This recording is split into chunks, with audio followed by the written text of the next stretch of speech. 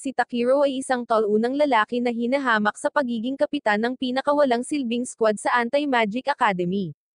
Gayunpaman, nagbabago ang lahat kapag na-activate niya ang pinakamakapangyarihang magic relic, at ginamit ito para mapalapit ang bawat witch na mahahanap niya.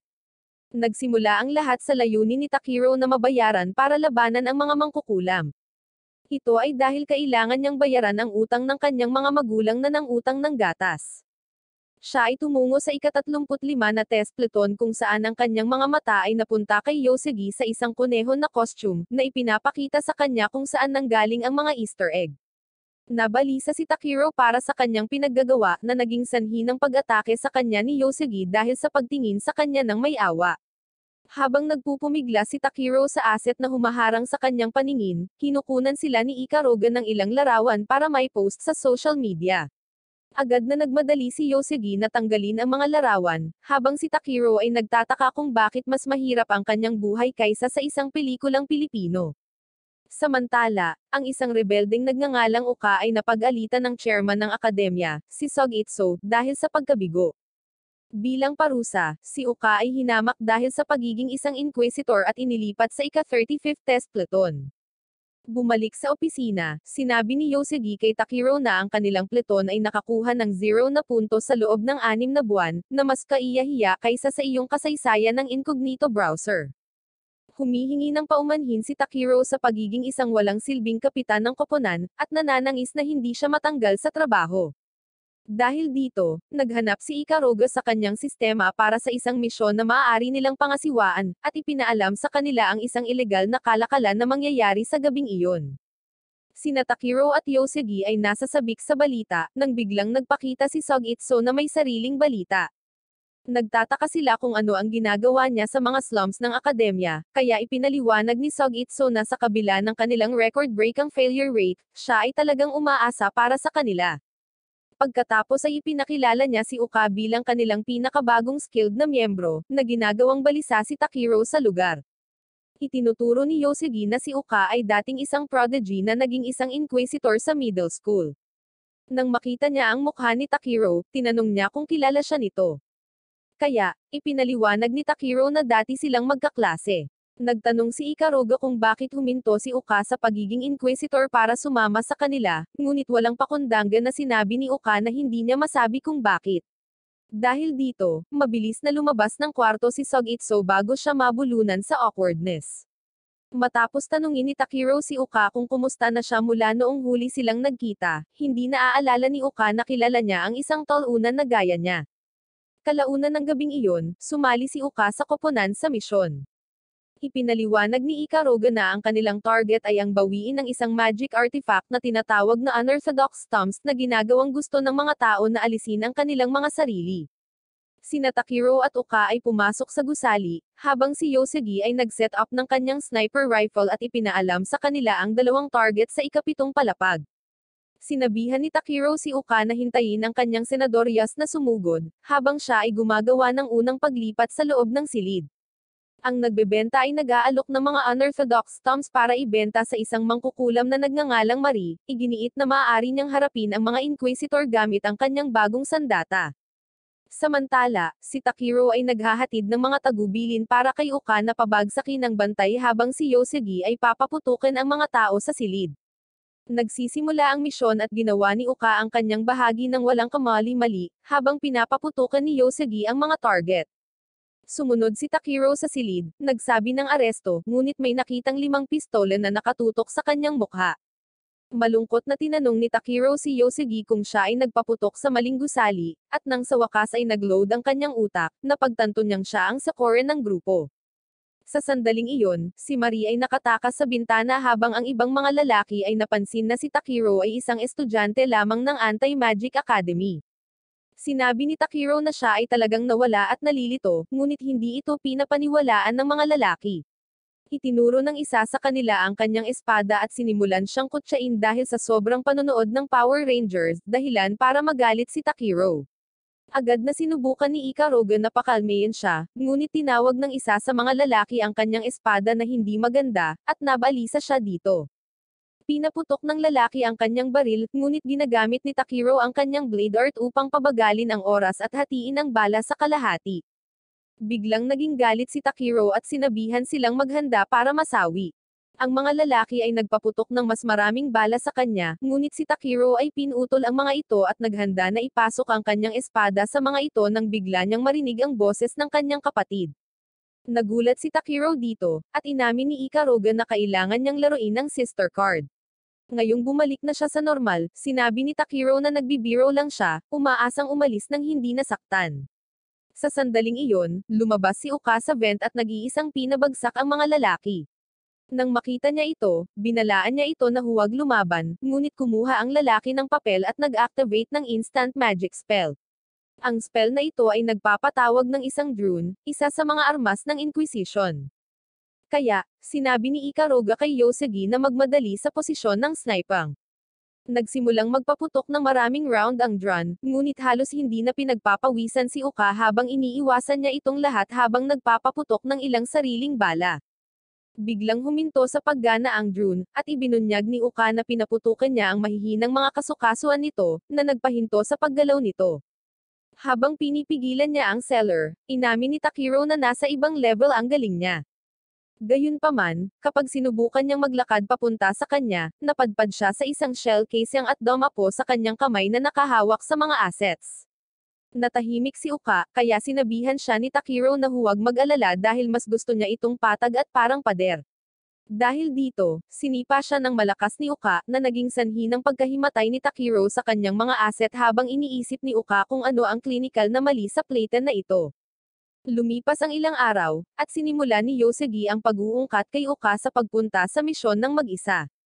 Iginiit ni Uka na wala siyang gustong bahagi sa kanilang platen, kaya binalaan ni Ikaruga si Yosegi na nag-aaksaya siya ng kanyang oras. Nakakainis ito, kaya sinabi ni Uka kay Yosegi na siya ay sniper under pressure, habang si Ikaruga ay isang quack mechanic. Para naman kay Takiro, sinabi niya sa kanya na siya ay isang kahihiyan bilang isang kapitan, at walang karapatang tawagin ang kanyang sarili na isang inquisitor. Umalis si Uka, at sinabi ni Ikaruga na wala siyang kakayahang magtiwala sa iba. Inamin ni Takiro na tama si Uka, ngunit kailangan pa rin nilang humanap ng paraan para magtulungan.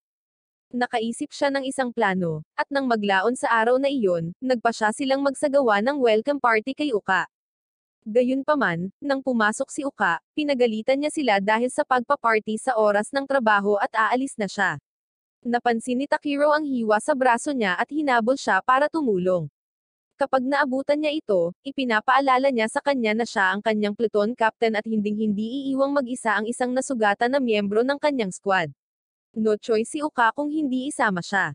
Dumating sila sa isang pasilidad ng isang lihim na organisasyon ng mahika na tinatawag na Valhalla.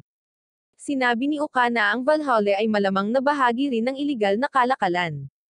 Biglang iniligtas ni Uka si Takiro mula sa pagsabog ng bomba, ngunit lumabas ang mga armadong gwardya upang labanan sila. Pinabagsak nila ang mga ito, at sinuri ni Uka ang mga lalagyan habang pinupunasan ni Takiro ang mga lalaki. Nang sumama si Takiro sa kanya, nakatagpo siya ng isang malagim na eksena ng mga tao na walang awang pinaslang. Nagsimulang magalit si Uka, kaya lumabas siya at pinaputukan ang isa sa mga lalaki.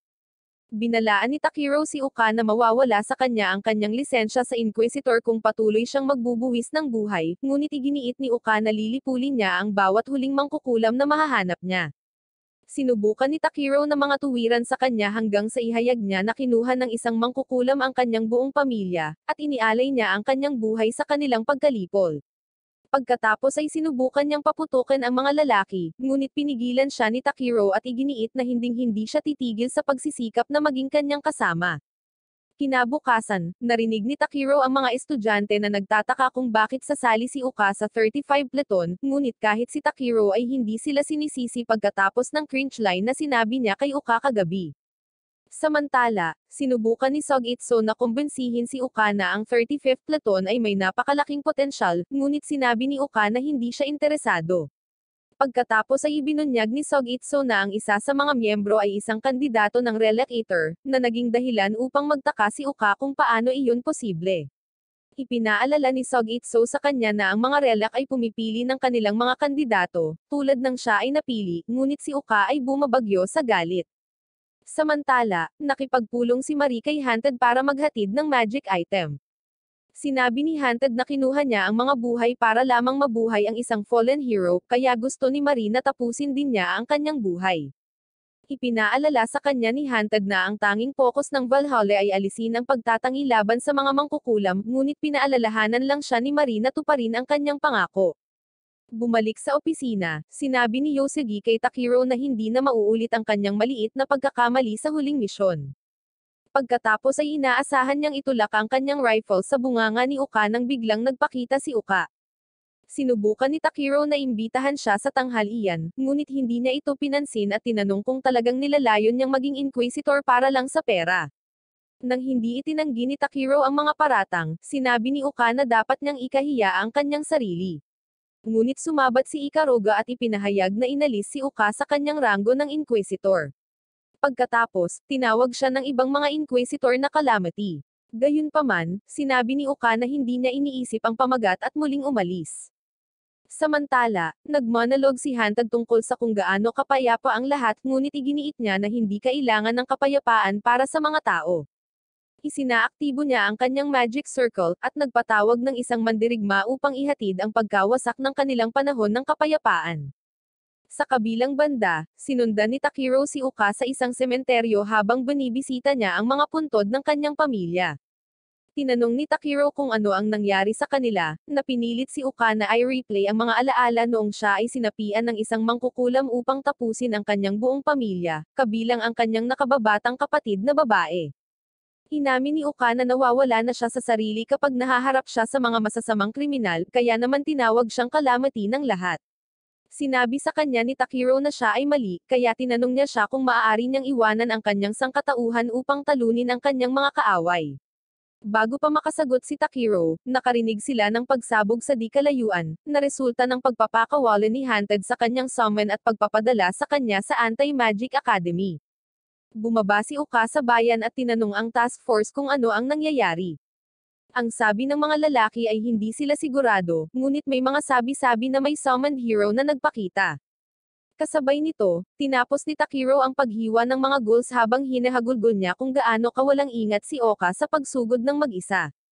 Si Ikaruga ay tumwag, at nag-play ng isang broadcast mula kay Sogitso na nagpapaulam sa mga mag-aaral na ang Inquisition ay walang lakas tao para harapin ang ipinatawag na bayani, kaya kailangan nila ang lahat ng tulong na makukuha nila.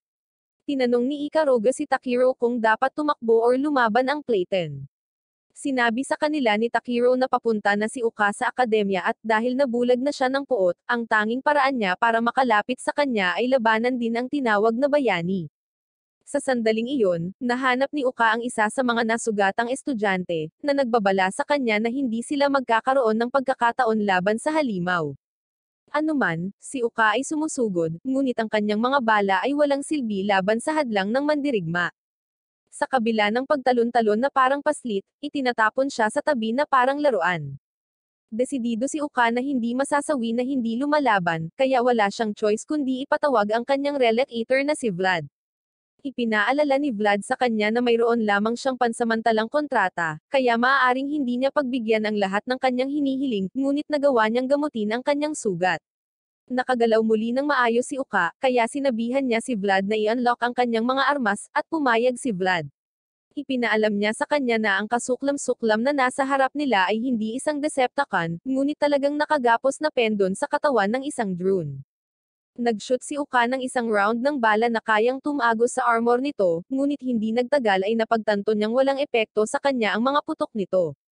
Sinabi ni Vlad kay Uka na kailangan nilang sirain ang Scabbard Excalibur. Kaya, sinabi ni Uka kay Vlad na gumamit ng Hallmark Magic. Nang tanungin ni Vlad kung sa wakas ay tinatanggap na niya siya ng buo, tumanggi siya at sinabihan siyang gamitin ang kanyang dugo sa halip. Tinanggap at inilabas ni Vlad ang kanyang dugo para i-activate ang isang spell na tumatagos sa armor ng kalaban. Sa wakas ay may pagkakataon si Uka nang biglang nawala ng kapangyarihan si Vlad sa ilalim ng pagtuturo ng kanyang amo. Nagbalik si Uka sa kanyang tungkulin bilang isang laruan, ngunit bago siya matapos ng kalaban, sinaklolohan siya ni Takiro at iniligtas siya. Sinabi ni Takiro sa summon na pagbabayaran niya ang kanyang ginawa sa kanyang miyembro ng Platon, kaya nagmamadali siyang umatake. Gayunpaman, ang kanyang espada ay walang iba kundi isang walang silbi sa armor ng kalaban. Kaya, humingi ng tulong si Takiro kay Ikaruga. Sinabi niya sa kanya na ang Excalibur ay nasa loob ng isang railgun na kailangang magpalamig pagkatapos gamitin, na nagbibigay kay Takiro ng sapat na oras upang isara ang distansya at umatake. Pagkatapos, sa wakas ay nagamit na si Yosegi nang inisnipe niya ang tamang target sa pagkakataong ito, na inilagay ang kalaban sa disadvantage.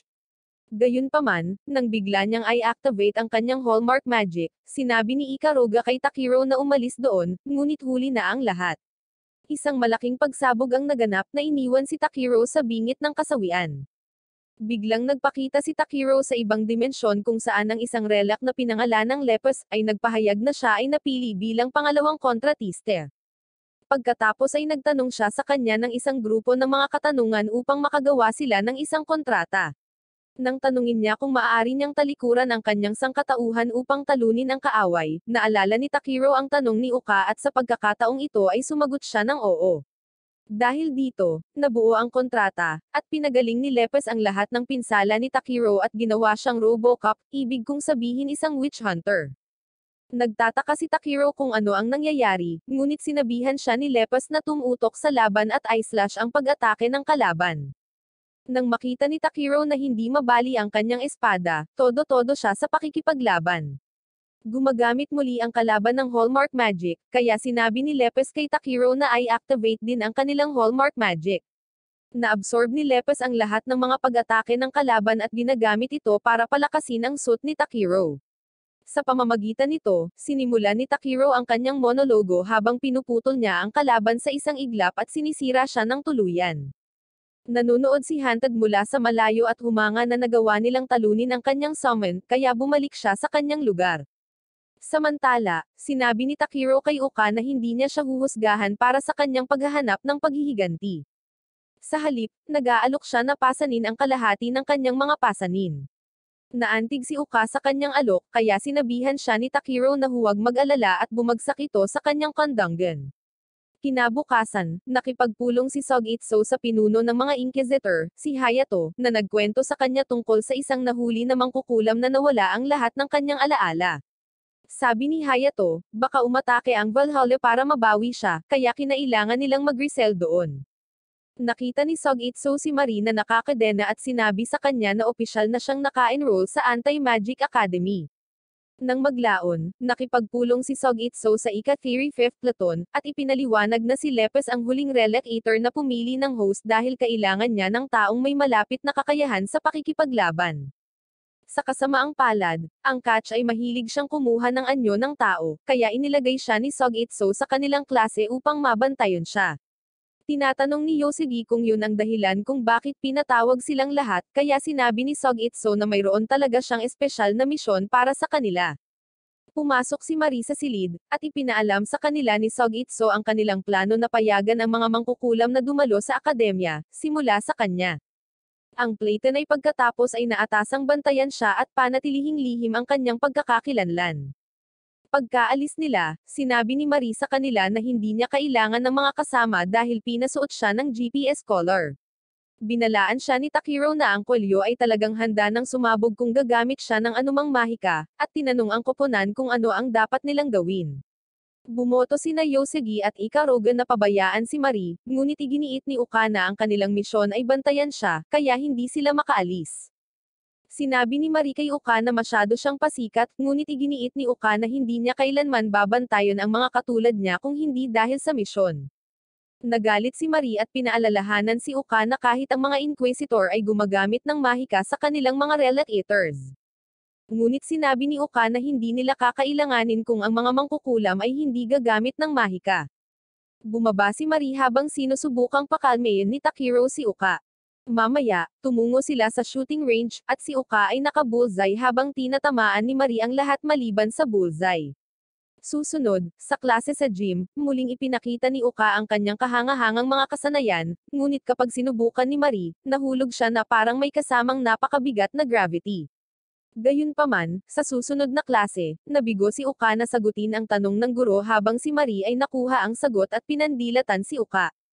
Sa oras ng tanghalian, tinutuya ni Marie si Uka dahil sa hindi niya pagsagot sa isang simpleng tanong, kaya ipinaalala ni Uka sa kanya na siya ay kasing atletiko ng balat ng saging.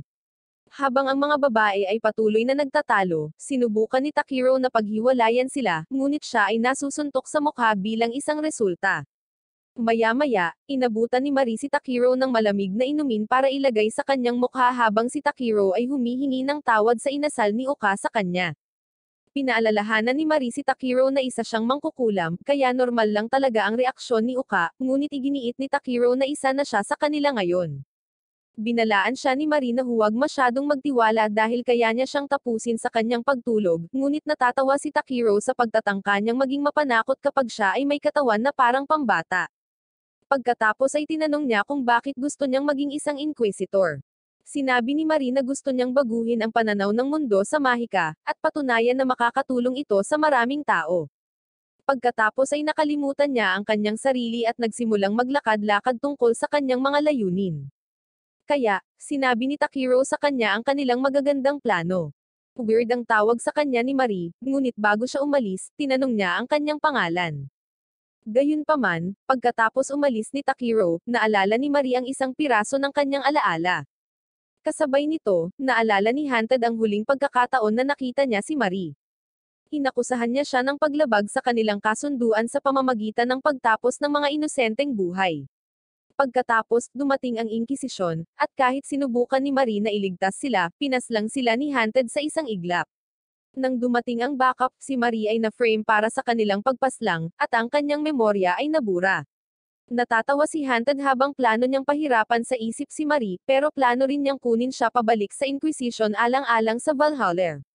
Samantala, pinaghihiwalay ni Takiro ang isa pang away sa usapan habang sinusubukan niyang ipaalala sa kanila ang kanilang misyon. Napansin ni Uka na first name basis siya ni Marie at nagselos. Kaya, nagpa siya si Marie na talagang sabayan ito. Nagseselo si Uka at sinubukang bumawi nang sabihin sa kanila ni Yoshigi na putulin ito, at ipinakita sa kanila ang isang abiso ng paparating na mga mock battle sa academy. Nang maglaon, tinitingnan ni Takiro ang mga pagpapares ng paligsahan ng si Kyuya mula sa ika-15 Platon ay nagtanong kung paano ang kanyang Platon ay may lakas ng loob na lumahok. Sinabi niya kay Takiro na maghaharap sila sa round 2 kung maabot pa ng Platon ni Takiro ang ganoon kalayo. Pagkatapos ng klase, nagulat si Takiro nang makita si Marie na naghihintay na umuwi kasama niya. Biglang nagpakita si Uka at iginiit na si Marie ay gumagamit muli ng mahika sa pangaakit kay Takiro, at tumanggi na iwanan itong mag-isa kasama niya. Habang pauwi sila, ipinaliwanag ni Uka na gusto ng chairman na umalis si Marie sa campus para hindi malaman ng mga tao ang kwelyo sa kanyang leeg. Walang ibang tao sa Platon ang may puwang sa kanilang tahanan, ngunit ipinangako ni Uka na babantayan siya laban sa anumang kainahinala na galaw na sinusubukan niyang gawin. Pagdating nila sa apartment ni Takiro, nakita ng mga babae ang isang madilim na aura at mukhang nasa neban na ibon, dahilan para matakot si Uka para sa kanyang buhay. Sinabihan ni Marie si Uka na umalis kung natatakot siya, ngunit pagdating nila sa apartment, sinabihan sila ni Takiro na mag-ayos ng sarili sa bahay habang pupunta siya upang tapusin ang ilang trabaho. Pinigilan ni Marie si Uka sa pag-alis, habang si Hayato at ang kanyang assistant ay patuloy na nagbabantay kay Marie mula sa malayo. Nang maglaon, bumalik si Takiro at nakita si Marie sa isang sandali pagkatapos ng shower. Gayunpaman, hindi napigilan ni Takiro ang pagtitig sa pinakapatag na pader na nasaksihan niya nang nagmamadaling lumabas si Uka mula sa banyo, at pareho silang bumagsak sa kanya. Noong gabing iyon, sinabi ni Takiro kay Marie na mabait sila ni Uka sa kabila ng lahat ng matataas nilang pagtatalo. Gayunpaman, iginiit ni Marie na ang mga tao at mga mangkukulam ay masyadong naiiba, at malamang na hindi siya ang uri ng tao na iniisip niya. Kinabukasan, sa panahon ng torneo, ang Platon ay pinilit sa pagtatanggol at nangangailangan ng isang tao upang kumilos bilang isang distraction. Tumanggi si Marie na tulungan sila, kaya nag-alok si Takiro na isakripisyo ang kanyang sarili bilang isang decoy upang mapabagsak ni Uka ang mga estudyante malapit kay Yoshigi. Ang madla ay tumatawa sa kanilang biro ng isang masamang labanan, na nagpapagalit kay Marie. Kaya, pumayag si Marie na maging distraction habang pinapabagsak ni Uka ang mga bantay, at nagawa ni Yosugi ang winning shot. Pagkatapos, pinuri ni Takiro ang mga babae para sa kanilang pagtutulungan at kinikilala si Marie bilang MVP. Nakuha rin ni Uka ang isang papuri, ngunit si Marie ay nagkunwaring kibot balikat ito. Biglang itinuro ni Ikaruga na si Marie ay ang tanging flat asset sa koponan maliban kay Lepest na malamang na hindi binibilang. Pagkatapos magmungkahi ni Takiro na tingnan ang tournament carnival, gayunpaman, huminto si Uka sa opisina ng chairman upang ibigay ang kanilang ulat. Doon, nakahanap siya ng isang ulat tungkol kay Marie na nagsasaad na siya ay naaresto dahil sa pagpaslang. Samantala, sa karnabal, sinabi ni Takiro kay Marie na si Yosugi at Ikaruga sa una ay hindi magkasundo, tulad nila ni Uka. Sa kabila ng sinabi nito noong nakaraang gabi, naramdaman niyang pare-pareho lang ang mga tao at mangkukulam, at hindi na kailangang ihiwalay ni Marie ang sarili. Sinabi ni Marie kay Takiro na siya ay nakakakita ng mga sulyap sa kanyang mga alaala na nagpapaisip sa kanya na maaaring siya ay isang masamang tao, ngunit ipinangako ni Takiro na hindi siya ipagkakanulo kahit anong mangyari. Kinabukasan, naghihintay ang Clayton sa arena nang dumating si Uka at hiniling na makipag-usap kay Takiro ng pribado. Nagpatuloy ang paligsahan habang sinabi ni Uka kay Takiro ang nalaman niya tungkol kay Marie. Samantala, si Hayato ang nangunguna sa pagbabantay sa arena habang si Sogitsu ay nanonood ng palabas na may kasamang popcorn, umaasang ang Valhalla ay lalabas. Sa arena, nakaharap ng ika-15 Clayton ang ika-35 Clayton ngunit nangako si Takiro na paprotektahan si Marie. Kanina, sinabi sa kanya ni Uka na sumama si Marie sa Valhalla sa hindi malamang dahilan. Ngayon, kahit na alam ni Uka na siya ay isang kriminal, masasabi niyang may mali habang ang ika-15 Clayton ay nagpaplanong salakayin ang isa sa mga babae. Biglang tumubo ang isang sanga ng puno, na nagpabagsak sa lalaki sa proseso. Nagmamadaling tumulong si Takiro, ngunit huli na ang lahat, at may namumulaklak na bulaklak na may Haunted sa loob nito. Tumawag si Haunted kay Marie at sinabing dumating siya para iligtas siya, ngunit hindi maalala ni Marie kung sino siya. Inutusan ni Hayato ang kanyang squad na magpaulan ng bala kay Haunted, at nang imungkahi ni Sogitsu na hulihin nila siya, sinabi ni Hayato na ito ay masyadong mapanganib. Kapag huminto ang pagpapaputok, nag-set up si Haunted ng magic field para hindi sila makaalis. Pagkatapos ay sinabi ni Sogitsu na ang pleton ni Takiro ay kailangang harapin si Haunted. Samantala, tinitiyak ni Takiro na okay si Marie kapag nagpakita si Haunted. Nagtago si Marie habang si Takiro ay nananatili upang protektahan siya, na nagpaisip kay Haunted kung siya ba ang dapat na nobyo. Sinabi niya kay Marie na mahal niya siya sa halip, at kailangan niyang sabihin iyon pabalik kung hindi, tatapusin niya siya. Sinabi sa kanya ni Takiro na siya ay talunan at inactivate ang kanyang relic heater para harapin siya. Binalaan ni Lepes si Takiro na si Haunted ay isang banta sa antas ng S, habang napagtanto ni Haunted na si Takiro ang tumalo sa kanyang summon hero. Agad siyang bumangon at hiniling kay Haunted na hayaan itong dumalsded sa pagkakataong ito, ngunit tumanggi si Haunted at sinusugod ito para hampasin siya. Gayunpaman, inilabas ni Haunted ang kanyang gamit at tinusok ang katawan ni Takiro habang nag-transform siya sa sarili niyang Power Ranger suit. Samantala, nagmamadali si Uka kay Yosugi para subukang gisingin siya, ngunit nang tawagin siya ni Ikaruga na isang incompetent sniper na di nakakatama sa mga target, nagising siya. Sa sandaling iyon, tinawagan sila ni Sogitsu upang matiyak na buhay ang mga ito. Kaya, isiniwalat ni Uka na matapos imbestigahan ang pinangyarihan ng krimen ni Marie, nakakita siya ng bakas ng mahika na nagsasaad na ang mga lalaki ay naalis sa pamamagitan ng mahika ng kawalan ng pag-asa, hindi isang world magic, na nangangahulugang labag sa batas ang pag-aresto kay Marie. Kaya, tinanong ni Sogitsu kung anong deal ang sinusubukan niyang sabihin, kaya sinabi ni Uka sa kanya ang kanyang kahilingan. Samantala, tinanong ni Takiro si Lepes kung si Haunted ay maaari ding mag-transform sa isang witch hunter, ngunit sinabi ni Lepes na ito ay isang pagbabagong bayani gamit ang isang nawawalang mahiwagang item. Patuloy na tinatawagan ni Haunted si Marie, ngunit nang igiit nitong hindi niya kilala ang lalaki, pinitik niya ang kanyang mga daliri upang i-undo ang spell. Biglang naalala ni Marie ang kanyang oras sa isang ampunan na nagturo sa kanyang magic ay para sa pagtulong sa mga tao. Isang araw, natagpuan ni Marie na nasusunog ang bahay ampunan, kaya inalok ni Haunted na palayain ang mga ulila kung makikipagtulungan siya sa kanila. Nagsimulang umiyak si Marie nang maalala niya ang lahat ng mga taong nasawi dahil sa kanya, kaya humingi siya ng tawad kay Takiro sa pagtataksil sa kanyang tiwala.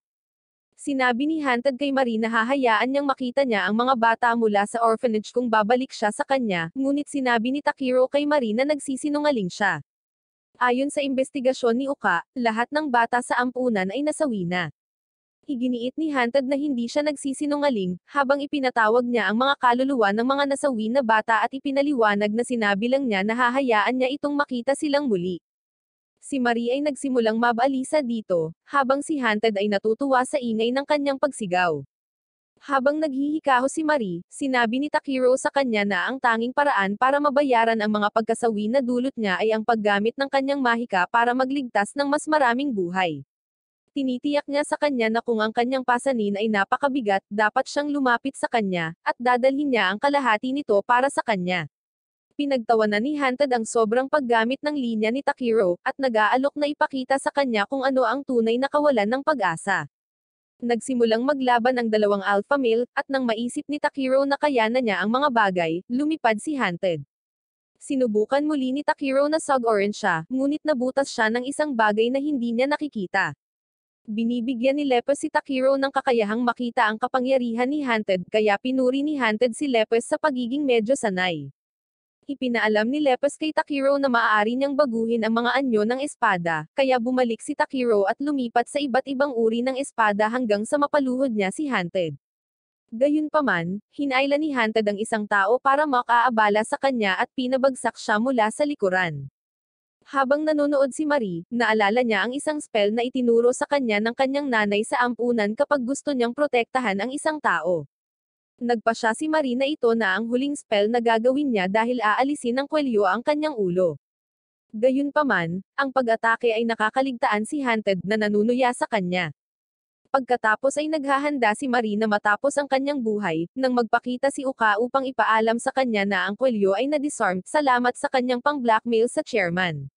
Sinabi ni Uka kay Marie na sa wakas ay pagkakataon na niya na mapatunayang makapagliligtas ng mga buhay ang magic, at nag-alok na bilhin siya ng ilang oras. Naghagi si Uka ng anti-magic grenade kay Haunted habang inaatake siya nito sa tulong ni Yosugi. Kasabay nito, sinabi ni Takiro kay Marie kung ano ang gagawin. Sinunog ni Marie ang lahat ng mayroon siya. Ngunit nang umiwas si Haunted, kinukutya niya ito dahil sa pagiging walang muwang niya kaysa sa anumang gamit na pag-aari niya. Gayunpaman, sinisipsip ni Takiro ang lahat ng kanyang mahika at ginagamit ito upang palakasin ang kanyang Relic Eater. Sinabi sa kanya ni Haunted na wala itong silbi at nagcast ng Hallmark Magic. Kaya ganoon din ang ginawa ni Takiro, at magkaharap ang dalawang relic. Ipinaalam ni Lepes sa inferior relic na ang kanyang kapangyarihan ay sumipsip ng mahika, kaya siya at ang kanyang host ay walang kapantay. Sa wakas ay na-take ni Takiro si Haunted, kaya tinanong ni Haunted ang kanyang pangalan at napagtanto niyang mula siya sa isang angkan ng mga witch hunter. Si Haunted ay umatras sa ngayon, habang si Takiro ay bumagsak dahil sa pagod. Makalipas ang ilang araw, nakilala ni Yosugi ang isang babae na nabigla sa kanyang kakilakilabot na mga marka. Dahil dito, pinilit niyang ipakasal si Yosugi, ibig sabihin, may isang buwan pa siyang natitira sa paaralan. Sinubukan ni Yosugi na makiusap sa kanyang ina, ngunit itinanggi ng babae na siya ay kanyang ina dahil hindi siya maaaring manganak ng isang talunan na babae. Samantala, ang akademya ay nagdaraos ng isang pagpupulong kung saan si Rima, ang pinuno ng komite ng paaralan, ay nag-anunsyo ng isang witch hunting festival. Pagkatapos ay naglabas siya ng pera na gagamitin sa pagdiriwang, na maaaring palitan ng parehong mga puntos ng kredito at cash. May mga isyu sa ideya sina Marie, Ikaruga, at Uka, ngunit lumipat si Takiro sa kanyang pangalawang personalidad.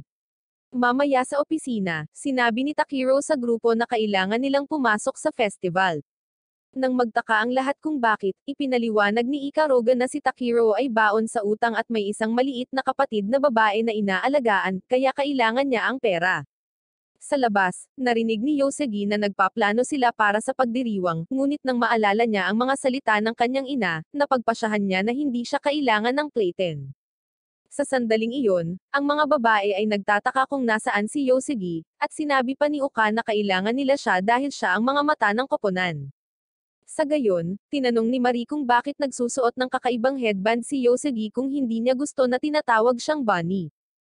Tiniyak ni Ikaruga sa kanila na gusto niya talaga na tawagin siya ng ganoon, na naging sanhi ng pagpasok ni Yoshigi sa pintuan at itanggi ang mga paratang na parang isang manloloko.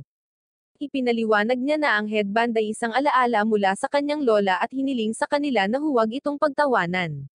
Sinabi ni Takiro na talagang maganda ito, at si Yoshigi ay namumula sa mukha. Mabilis niyang binago ang paksa sa Witch Hunting Festival nang pumasok ang isang kamukha ni Happy Friend at sinabing siya ang kapitan ng 23rd Platoon. Iminumungkahi ng kapitan na bumuo sila ng isang alyansa dahil nasa ilalim sila ng food chain, kaya sabik na sumang-ayon si Takiro, na nagpalungkot kay Yoshigi. Kapag siya ay umalis, siya ay nagdadalamati na hindi nakakakuha ng sapat na oras sa kanyang mga kaibigan kapag siya ay nakasalubong kay Rima. Magiliw na kumilos si Rima sa kanya at tinanong kung siya ay tumangkad. Nagsimulang magkaroon ng panic attack si Yoshigi, habang sinabi ni Rima sa kanya na hindi na niya kailangang ipilit pa ang sarili dahil makakasama niya ito magpakailanman. Napaluhod si Yoshigi nang dumaan si Takiro at napansin siya. Nang nagmamadali siyang tulungan siya, nagpakilala si Rima at nagpapasalamat kay Takiro sa pag-aalaga sa kanya. Gayunpaman, sinabi niya na hindi ito magtatagal dahil mahalagang pag-aari niya ito. Nang umalis siya, sinubukan ni Takiro na alamin kung ano ang nangyari, ngunit humingi lang ng tulong si Yoshigi bago siya nawalan ng malay. Samantala, nilapitan si Oka ng sekretarya ng Student Council, na nagsasabing gusto siyang makita ng Pangulo. Tumungo sila sa isang lihim na silid sa likod ng isang aparador, kung saan nakita nilang naghihintay ang presidente, si Nag-Arrow. Humihingi ng paumanhin si Nag-Arrow sa sekretarya dahil palagi siyang pinapalusot, ngunit sinabi niyang wala siyang pakialam dahil gusto niyang maging isang especially iya. Nagtataka si Uka kung ano ang gusto nila, kaya nagtanong si Nag-Arrow kung kilala niya ang isang mangkukulam na tinatawag na Mephistopheles. Siya ay mula sa alamat ng isang mangkukulam na lumalamon sa isipan ng tao, ngunit hindi naniniwala na may ganoong mangkukulam. Gayunpaman, iginiit ni Nag-Arrow na siya ay totoo at may nagmamay-ari pa nga sa isa sa kanyang mga nasasakupan, na pumaslang sa lahat. Samantala, ang natitirang Clayton ay nagtitipon sa paligid ng higaan ng ospital ni Yoshigi upang matiyak na okay siya. Ipinaalala ni Ikaruga sa lahat na kailangan nilang bumalik sa trabaho, ngunit nang subukan ni Takiro na umalis, napagtanto niyang hawak pa rin siya ni Yoshigi, kaya pumayag siyang maghintay hanggang magising siya. Gayunpaman, nagbanta si Marie na bibigyan siya ng hindi matatag na pagtrato kung gagawa siya ng anumang takot sa kanya. Nang maglaon, nagising si Yoshigi at nagulat kay Takiro na naghihintay sa kanya sa buong oras na ito. Kapag napagtanto ni Yoshigi na magkahawak kamay sila sa buong oras na ito, napahiya siya, ngunit hindi problema ni Takiro ang malaking bagay dito at sinabing dapat na silang umalis. Bumalik sa hideout ng Student Council, dinala ni Nag-Arrow ang executive chairman, si Rima, na lumipat lang sa kanilang paaralan noong isang buwan at nagpaplano na ng mga festival at pagtaas ng mga ranggo. Itinuro din niya na isang buwan na ang nakalipas mula noong inaatake ang kanyang koponan, na tila kakaiba. Nang gabing iyon, inihatid ni Takiro si Yoshigi pauwi at tinanong kung ano ang problema kay Rima. Sinabi ni Yoshigi na hindi ito karapat-dapat na pag-usapan, ngunit iginiit ni Takiro na hindi siya kumikilos tulad ng kanyang sarili at nangako na matutulungan siya nito. Sa pagkabalisa, tinanong ni Yoshigi kung siya na lang ang pakasalan dahil si Rima ang kanyang fiancé. Dahil siya ang nag-iisang tagapagmana ng kanyang pamilya, plano ng kanyang mga magulang na ipakasal siya para sa pera. Nang may luha sa kanyang mga mata, sinabi niya kay Takiro na ito na ang huling buwan niya sa paaralan. Gayunpaman, pinigilan siya ni Takiro at iminungkahi na manatili siya sa kanyang lugar ngayong gabing ito. Nang maglaon, nag-shower si Yoshigi sa kanyang lugar, umaasang magagawa niya ang gusto niya sa gabing ito. Naisip niya na kapag nagkaanak sila ni Takiro, hindi siya mapapangasawa ni Rima, at makakasama niya si Takiro magpakailanman. Nang matapos siya sa shower, lumabas siya sa kanyang tuwalya, na ikinagulat ni Takiro. Nag-aalok si Takiro na ipahiram sa kanya ang isa sa kanyang mga kamiseta, ngunit tinanggihan ito ni Yoshigi dahil aalisin lang niya ito mamaya. Napatid siya sa isang plot device na naging dahilan upang mahawakan siya ni Takiro habang natanggal ang kanyang tuwalya. Sinabi ni Yoshigi kay Takiro na ito ang kanyang unang pagkakataon, at binalaan siya na huwag siyang ipahiya habang siya ay nakasandal para sa isang kiss. Sa sandaling iyon, pumasok sina Marie, Uka, at Ikaruga at hindi makapaniwala sa kanilang mga mata. Bago makapagpaliwanag si Takiro, naisip ng mga babae ang pinakamasama, maliban kay Ikaruga, na gustong gawin itong tatlong bagay. Matapos harapin ni Takiro ang paghatol, umupo sila upang talakayin ang isyu ng pakikipag-ugnayan ni Yosagi. Nagtanong si Yosagi kung bakit nandoon pa rin ang lahat, kaya ipinaliwanag ni Takiro na inimbitahan niya sila para magkaroon sila ng strategy meeting. Ang plano ay pagbutihin ang kanyang mga grado gamit ang witch hunting festival para hindi na niya kailangang magpakasal. Sinabi sa kanila ni Yosegi na hindi na nila kailangang gumawa ng ganoon para sa kanya, ngunit iginiit nilang lahat na mamimiss nila siya kung wala siya. Ipinaalala sa kanya ni Takiro na hindi siya nag-iisa, na naging dahilan upang maiyak si Yosegi tungkol sa pagkaladkad sa lahat pababa. Sinabi sa kanya ni Takiro na ilang beses na niyang nailigtas ang kanilang buhay at kailangan pa rin nila siya, kaya sinabi ni Ikaruga na mayroon siyang plano. Nakipagkita sila sa ika-23rd Platon, at inihayag ni Ikaruga ang kanilang ideya sa cosplay party. Si Marie ay isang swimsuit catgirl na nagpapakita ng isang pader na asset. Si Uka ay isang Chinese girl na may sapat na asset upang maabot ang langit. Si Lepus ay medyo nakakatakot gaya ng dati, at si Yosegi ay nakasuot ng kanyang bunny outfit. Ang 23rd Platon ay natuwa sa display, hanggang sa lumabas si Takiro sa kanyang cosplay bilang katulong. Ang ika-23rd Platon ay nag-aalok na kumuha ng larawan para sa mga banal at disenteng dahilan, kaya ang mga babae ay nag-pose kasama si Takiro para sa isang magulong larawan. Kinabukasan, inilagay ni Yosegi ang larawan ng grupo sa kanyang locker at sinabi sa kanyang lolo na hindi na siya nag-iisa. Samantala, nag-alala si Uka kay Rima nang may makita siyang estudyanteng nagpinta ng sahig. Kapag nagtanong siya, sinabi ng babae na ideya ni Rima na palamutihan ang paaralan para sa pagdiriwang.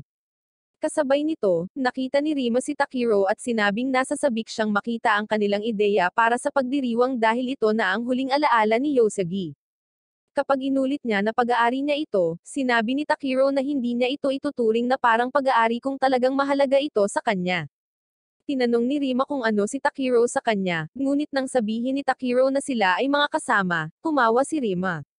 Nagtataka siya kung paano ang isang taong pumaslang sa kanilang kapatid ay maaaring magtiwala sa mga kasama.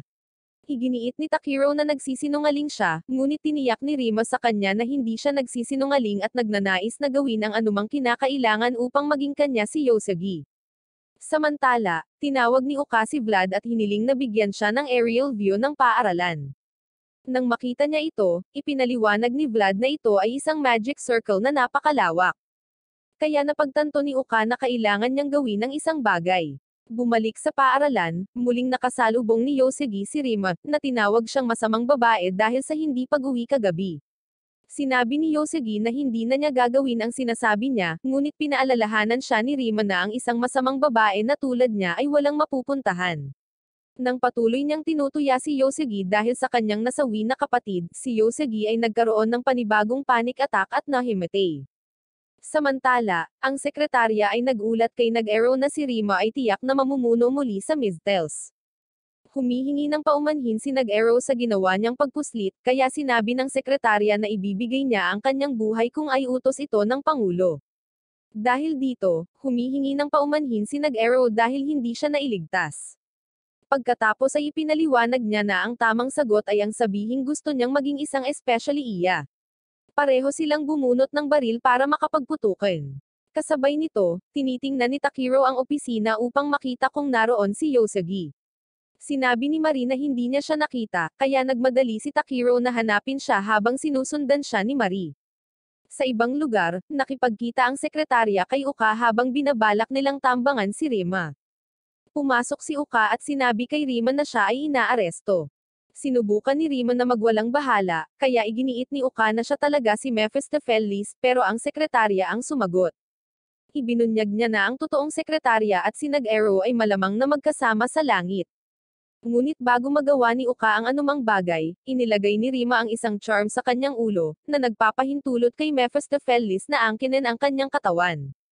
Sa sandaling iyon, natanggal ang kwelyo ni Marie, kaya ipinaalam niya kay Takiro na may kakaibang nangyayari. Sa sandaling iyon, nakatanggap si Takiro ng tawag mula kay Nag-arrow, na naligtas salamat sa isang bulletproof vest. Binalaan siya ni Nag-arrow na nasa panganib si Uka at humingi ng tulong sa kanyang Platon.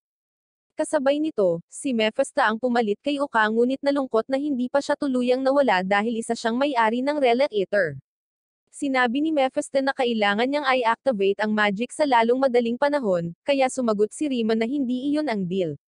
Biglang hinawakan ni Mephisto ang kanyang kwelyo, pinisil ang leeg at nagbabala na maaari niyang tapusin ang buhay niya anumang oras na gusto niya. Kung wala siya, magiging talunan pa rin siya, kaya kailangan niyang sumunod. Hinayaan niya siya, at sinigurado na ang akademya ay magiging kanya pagkatapos niyang maibalik ang katawan niya at makaganti. Samantala, sinabi ni Nag-Arrow kay Takiro na ang katawan ni Mephisto ay nakakulong sa akademya, kaya plano niyang bawiin ito sa pamamagitan ng pag-brainwash sa lahat. Nainis si Takiro na kinaladkad ni Nag-Arrow si Uka sa gulo na ito. Tumanggi siyang sundin ang utos nito at ginagawa lamang ito para iligtas ang kasama. Pagkatapos ng tawag, ipinatawag ni Takiro si Lepes at tinanong kung nasaan sina Uka at Yosagi.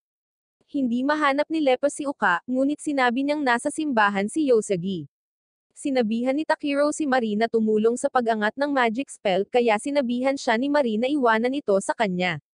Samantala, sa simbahan, binalika ni Yosagi ang alaala ng ang kanyang kapatid na lalaki ay nakikigulo sa ripple ng kanyang lolo. Sinubukan niyang pigilan siya, at nauwi ito sa isang kakilakilabot na aksidente. Nang maglaon, habang binibisita niya ang kanyang libingan, nilapitan siya ni Rima at tinanong kung ano ang pakiramdam ng isang nakapaslang ng tao.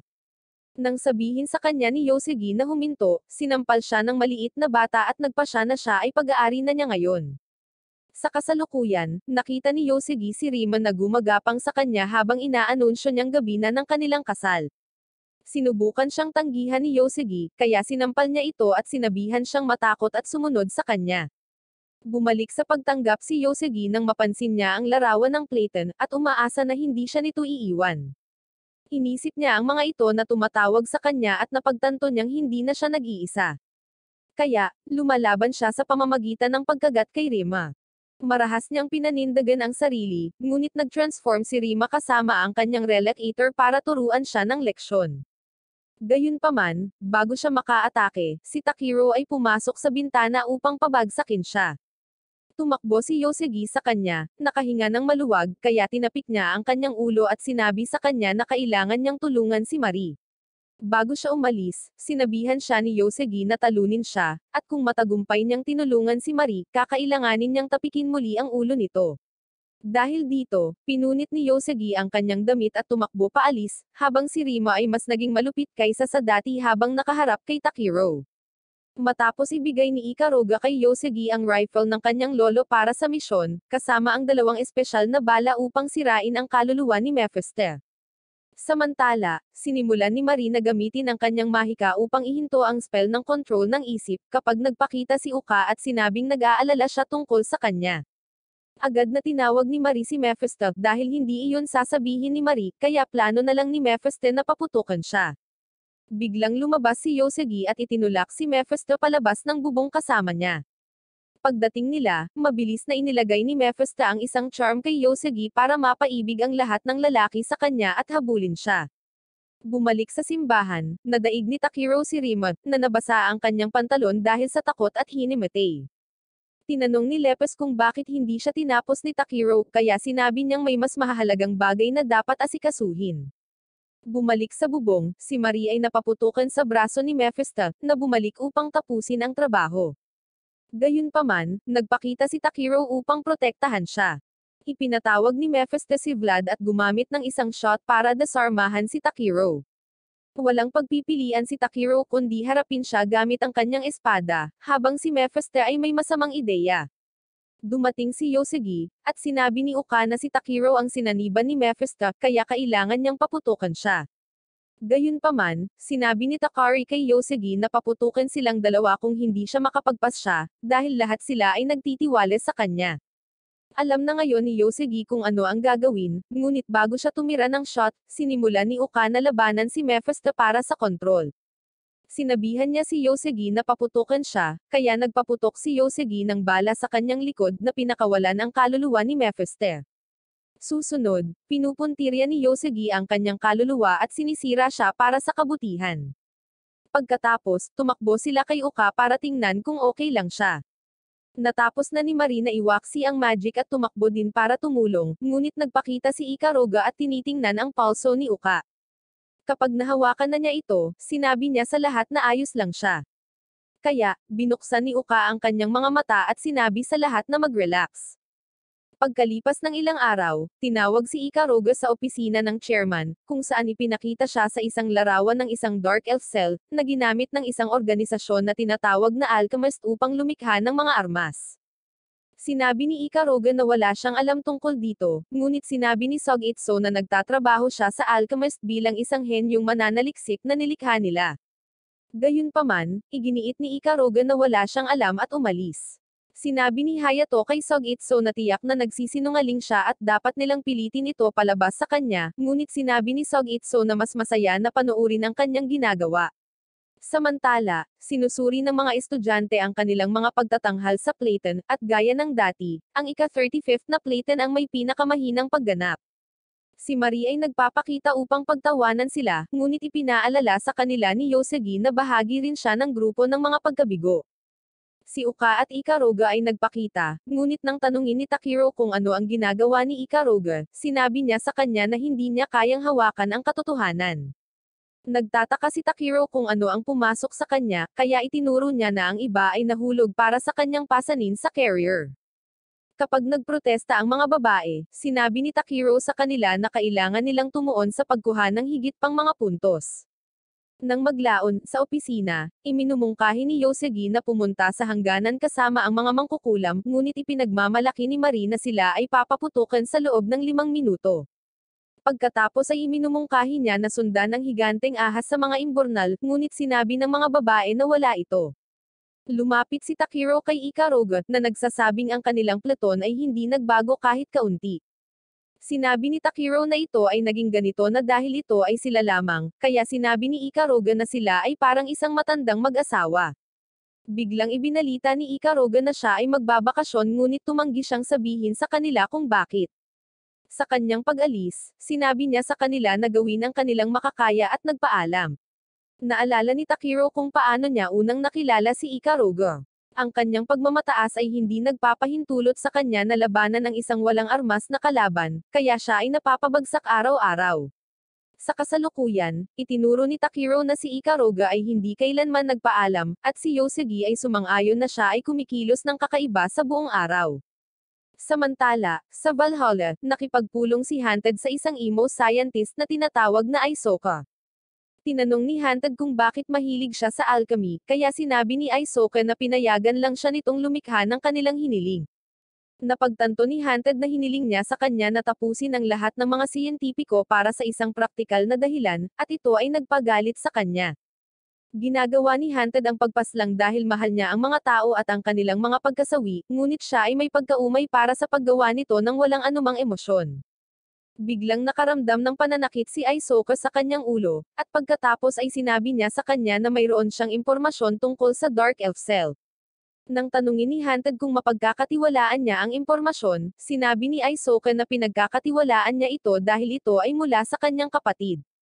Samantala, nagtungo si Ikaruga sa downtown at biglang nawala habang nanonood ang iba pang Platon. Nang suriin nila ang lugar, naisip nila na si Ikaruga ay dapat na nasa ilalim ng lupa at nagpasya na kailangan nilang sundan siya. Gayunpaman, kapag nagtataka sila kung paano siya mahahanap, si Lepes ay nagpakita at nag-aalok sa kanya ng tulong. Kasabay nito, sinabi ni Ikaruga kay Aisoka na ilalabas niya ang Dark Elf Cell bilang kapalit ng panonood ng mga eksperimento. Sinabi ni Ikaruga na nagmamalasakit lamang siya sa muling pagbuhay sa mga Dark Elf, kaya nagtanong si Aisoka kung bakit niya ninakaw ang cell 4 na taon na ang nakakaraan. Sinabi ni Ikaruga na kailangan niyang tumakbo para sa kanyang buhay, ngunit hindi ito pinaniwalaan ni Aisoka at binalaan siya na huwag nang maging sagabal muli. Biglang nagpakita ang ilang armadong lalaki upang kunin si Ikaruga. Kasabay nito, tumatakbo mula sa putok ng baril ang iba pang Platon nang matagpuan nila si Ikaruga na walang malay kasama ang mga lalaki. Hinatake ni Uka ang mga lalaki, habang si Takiro ay nagmamadaling sunggaban si Ikaruga at dinala siya sa isang ligtas na lugar. Gayunpaman, bago sila makasamang muli sa iba, ang mga drone ay lumabas sa kung saan at naghagis ng mga bomba sa lugar. Nasugatan si Takiro at halos hindi makatayo ng tuwid, kaya sinabi ni Ikaruga na dadalhin niya siya sa isang ligtas na bahay. Matapos tawagan ni Ikaruga si Aisoka upang ipaliwanag na ang kanyang test platon ay nahuli sa plano, si Aisoka ay hindi naniniwala sa kanya, kaya binalaan ni Ikaruga si Aisoka na kung sino man sa kanyang mga miyembro ng platon ang masasawi, hinding-hindi niya makukuha ang Dark Elf Cell. Samantala, tinawag ni Sogitsu ang pinuno ng alchemy, na nagpapaliwanag na ang lahat ng kaguluhan ay sanhi ng isa sa kanilang mga pasilidad. Ang isa ay humihingi ng paumanhin at nag-aalok ng isang Dangjun bilang isang token, habang siya ay nakikiusap kay Sogitsu na puksain ang pasilidad. Pagkatapos nito, nanawagan si Sogitsu sa lahat ng mga witch hunter na pumunta sa digmaan. Bumalik sa alchemy, ang mga babae ay nakakulong ng walang anumang damit nang dumating si Aisoka upang makita sila, at ihayag na siya ay kapatid na babae ni Ikaruga. Tinanong ni Aisoka kung kaibigan ba talaga nila si Ikaruga, kaya sinabi ni Yoshigi na mas kilala niya si Ikaruga kaysa kay Aisoka.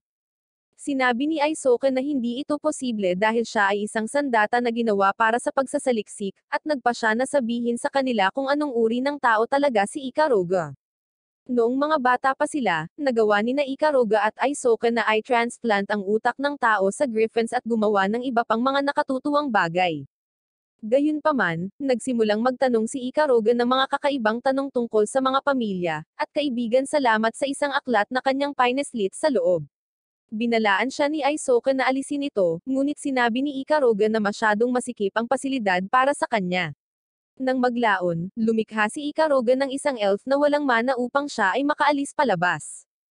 Nang malaman ito ni Aisoka, ipinakita niya kay Ikaruga kung ano ang nangyayari sa mga mananaliksik na nabigo sa kanilang trabaho. Nang maglaon, pumunta si Ikaruga upang bisitahin ang elf.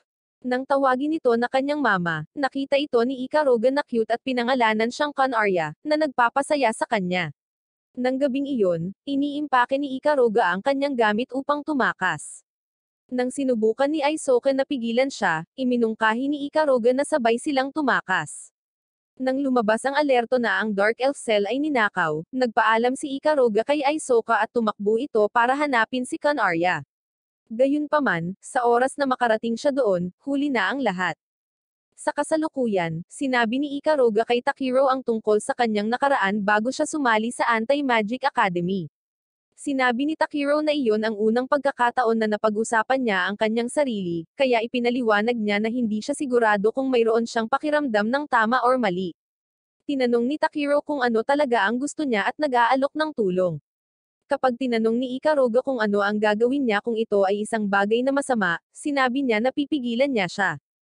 Sinabi ni Ikaruga na maaaring problem na ito para sa kanila, kaya umakyat siya sa ibabaw niya at sinimulang alisin ang kanyang mga damit para maranasan niya ang kanyang espesyal na bagay bago maging huli ang lahat. Nagulat si Takiro, iginiit na hindi nila dapat gawin ito sa isang kapritsyo, ngunit sinabi ni Ikaruga na naplano na niya ang kanyang mga gagawin. Biglang, isang helicopter mula sa alchemy ang lumipad patungo sa kanila, kaya sinabi ni Ikaruga na kailangan nilang maghintay sa kanilang unang pagkakataon at pagplanuhan ito sa susunod. Bumunot siya ng karayom habang sinasabi niyang huwag siyang sundan dahil mahal niya ito. Sa labas, nakipagkita si Ikaruga kay Aisoka at sinabihan siyang itigil ang kanyang pagtatapos sa deal, or gagawin niyang mas hindi kaakit-akit ang kanyang magiging buhay. Ilang sandali pa, huminto ang isang kotse, pinalabas ang mga babae, at umalis. Gayunpaman, sinabi ni Yoshigi na babalik siya upang iligtas si Ikaruga.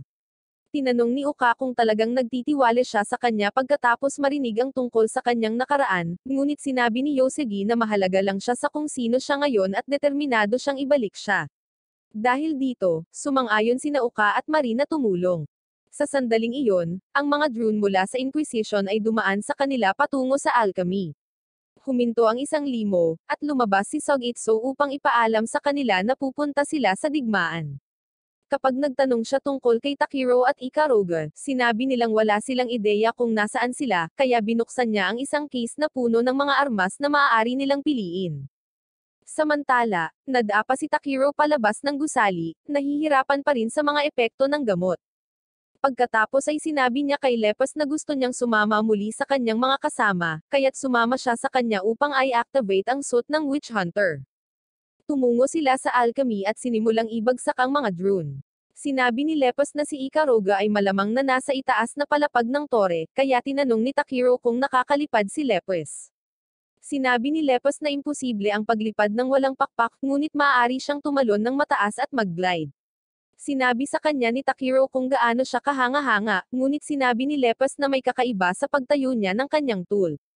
Samantala, si Sogitsu ay casual na naglalakad sa larangan ng digmaan, inaalala ang mga magagandang araw. Gumagamit siya ng sarili niyang relic eater para pabagsakin ang maraming drone sa isang shot lang. Sa ibang lugar, nakatagpo ni Uka si Takiro na nagulat na nahanap niya ang daan doon. Sinabi ni Uka na arestuhin ng Inkisisyon si Ikaruga kapag nalaman nila ang tungkol sa kanyang nakaraan, kaya kailangan nilang malaman ang katotohanan bago iyon. Pumayag si Yosegi na i-cover sila, kaya sinabihan ni Takiro ang buong plata na umalis. Sa loob ng pasilidad, sinabi ni Aisoka kay Ikaruga na naaalala niya ang puot na naramdaman niya noong araw na umalis si Ikaruga. Malaki sana ang pag-unlad niya kung hindi siya pinagtaksyalan ni Ikaruga. Sinabi ni Ikaruga na gusto lang niyang umalis sa isang buhay na gumagawa lamang ng mga armas. Kaya tinanong ni Aisoka kung ano ang nahanap niya nang umalis siya. Nang sabihin ni Ikaruga na nakatagpo siya ng kasiyahan, sinabi sa kanya ni Aisoka kung gaano siya nawala para sa gayong pagtugis. Dahil kay Ikaruga, muling idinisenyo ng mga nakatataas si Aisoka upang magkaroon ng pananakit sa kanyang utak sa tuwing nakakaramdam siya ng hindi kinakailangang emosyon. Nang magtaka si Ikaruga kung bakit nila ito gagawin, sinabi ni Aisoka sa kanya na ang lahat ay dahil sa kanyang libro. Ngayon, ang plano niya ay buhayin ang mga Dark Elf para makasama siya sa Valhalla at makatakas sa pasilidad. Gayunpaman, sinabi ni Ikaruga na talagang pumunta siya doon upang pigilan ang muling pagkabuhay ng mga elf at iligtas si Aisoka. Napagtanto ni Ikaruga na ang mga eksperimento ng elf ay huminto kung isinama niya si Aisoka 4 na taon na ang nakakaraan, at tinanong kung maaari silang bumalik sa mga lumang panahon. Gayunpaman, itinulak siya ni Aisoka at sinabing hindi na niya ito kailangan, dahil balak niyang sirain ang mundo. Sinabi ni Ikaruga na hindi niya hahayaang sirain ang kanyang tahanan, kaya pinaputukan siya ni Aisoka sa binti at sinabihan siyang ibigay ang Dark Self. Dito, inihayag ni Ikaruga na tinitingnan niya ito sa buong oras na ito. Nag-transform si Ikaruga sa isang Dark Elf, habang napagtanto ni Aisoka na si Ikaruga ay dapat na muling gumawa ng kanyang DNA. Nang kumpirmahin ito ni Ikaruga, sinabi sa kanya ni Aisoka na mas baliw siya kaysa sa kanya. Ginagamit ni Ikaruga ang kanyang mana upang lumikha ng antimatter at nagbabanta na sirain ang bawat pulgada ng pasilidad. Plano ni Aisoka na pigilan siya, ngunit nag-aalok si Ikaruga na iligtas siya at sa halip ay ando ang disenyo ng alchemy sa kanya. Gayunpaman, bago siya maabot ni Ikaruga, si Haunted ay nagpakita na parang nakikiliti na Atsara at inatake si Aisoka. Sa labas, pinabagsak ni Uka at Takiro ang mga drones. Nang mapansin ni Uka ang pagbabawas ng kanyang firepower, sinabihan siya ni Vlad na makipagkontrata sa kanya kung gusto niya ng mas maraming firepower, ngunit tumanggi siya. Sa kabilang banda, ipinaalam ni Lepes kay Takiro na mayroon na lamang silang 10 minutong halaga ng mana. Kasabay nito, patuloy na tumulong sina Yosegi at Mari, ngunit bumaba rin sila sa 2 magazine. Bumalik sa pasilidad, pinapanood ni Ikaruga ang kanyang kapatid na nakahandusay sa sahig, habang si Haunted ay natutuwa sa magandang hitsura ng kawalan ng pag-asa sa kanyang mukha. Sinusugod siya ni Ikaruga, at nang ang kanyang antimatter ay bumangga sa kanyang magic circle, isang malaking pagsabog ang nangyari. Nang naalis ang alikabok, hinawakan ni Ikaruga si Aisoka para humingi ng tulong, ngunit nakakita siya ng dugo at nawala ang kanyang Dark Elf form. Sinabi sa kanya ni Aisoka na sumuko, at ipinaliwanag na si Kon Arya ay buhay pa at kasama ang Valhalla. Sinabi niya sa kanya na mabuhay habang hinuhugot niya ang kanyang huling hininga. Bumalik si Haunted at sinabihan si Ikaruga na sumama sa kanya dahil itinuro na ni Aisoka sa kanya ang lahat ng kanyang makakaya. Sinabihan siya ni Ikaruga na pumunta sa impyerno at pinaputukan siya sa ulo. Kaya nagpatawag si Haunted ng isang espesyal na regalo mula kay Aisoka. Bilang kapalit, nagpakita ang isang dragon sa tore. Tumalon si Takiro upang iligtas si Ikaruga mula sa pagkasawi. Sinuri ni Lepes ang dragon, at sinabi kay Takiro na mayroon siyang 0.4% na pagkakataong manalo kung lalabanan niya ito. Gayunpaman, sinabi ni Ikaruga na isa lamang itong machine dragon, na nangangahulugang maaari itong sirain. Nagmamasid si Sogitsu mula sa malayo at iniisip kung ano ang gagawin ni Takiro habang ang dragon ay nagsimulang gumawa ng kaguluhan. Binigyan ng opening ni Uka si Takiro habang sinusugod niya ito para labanan ito. Sa sandaling iyon, inactivate ni Yosegi ang isang kanya ng release at sinabi ni Ikaruga sa kanya na puntiryahin ang makina ng paglipad, na pipigil dito sa paggalaw. Gayunpaman, mayroon lamang 5 shots si Yosegi para gawin ito. Pinalampas ni Yosegi ang kanyang unang pagkakataon, kaya sinabihan siya ni Ikaruga na mag-reload ng mabilis habang si Takiro ay patuloy na ginugulo ito. Kapag napalampas niya ang susunod na 3 shot, ipinaalala ni Takiro sa kanya na umaasa siya sa kanya. Dahil dito, naabot ni Yosegi ang buong focus at sinira ang makina ng paglipad na naging dahilan upang sila ay magalak. Gayunpaman, hindi bumaba ang dragon at hinamped si Takiro sa dingding. Bago pa siya nito matapos, inatake ito ni Uka para pigilan, ngunit hinamped siya ng dragon na parang surot.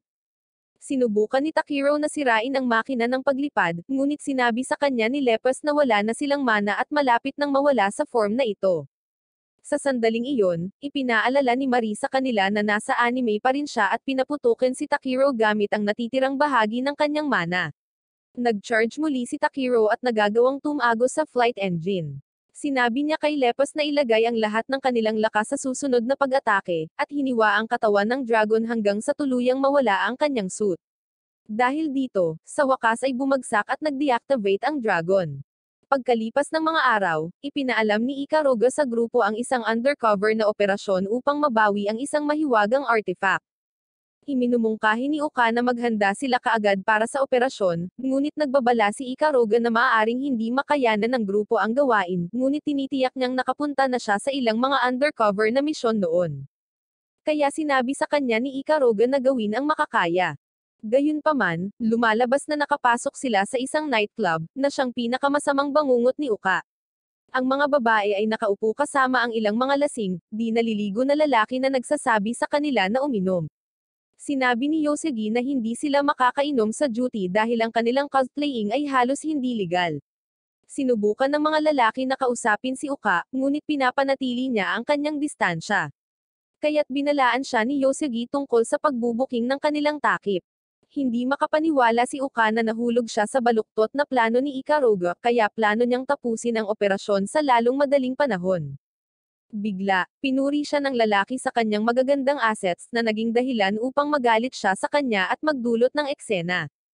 Pumasok si Takiro at humingi ng tawad dahil unang gabi niya ito. Pagkatapos ay pinara-radio niya ang mga babae, at sinabihan sila na hayaan ang mahihirap na customer na pangasiwaan siya. Para sa ilang kadahilanan, si Takiro ay hindi kapani-paniwalang mahusay sa pagiging isang waiter, at ang mga babae ay humanga na maaari siyang gumawa ng isang bagay maliban sa paglalaro ng kanyang asset. Pagkatapos, napansin ni Uka ang isang lalaki na may kakaibang pakete, kaya sinabihan sila ni Takiro na bantayan siya.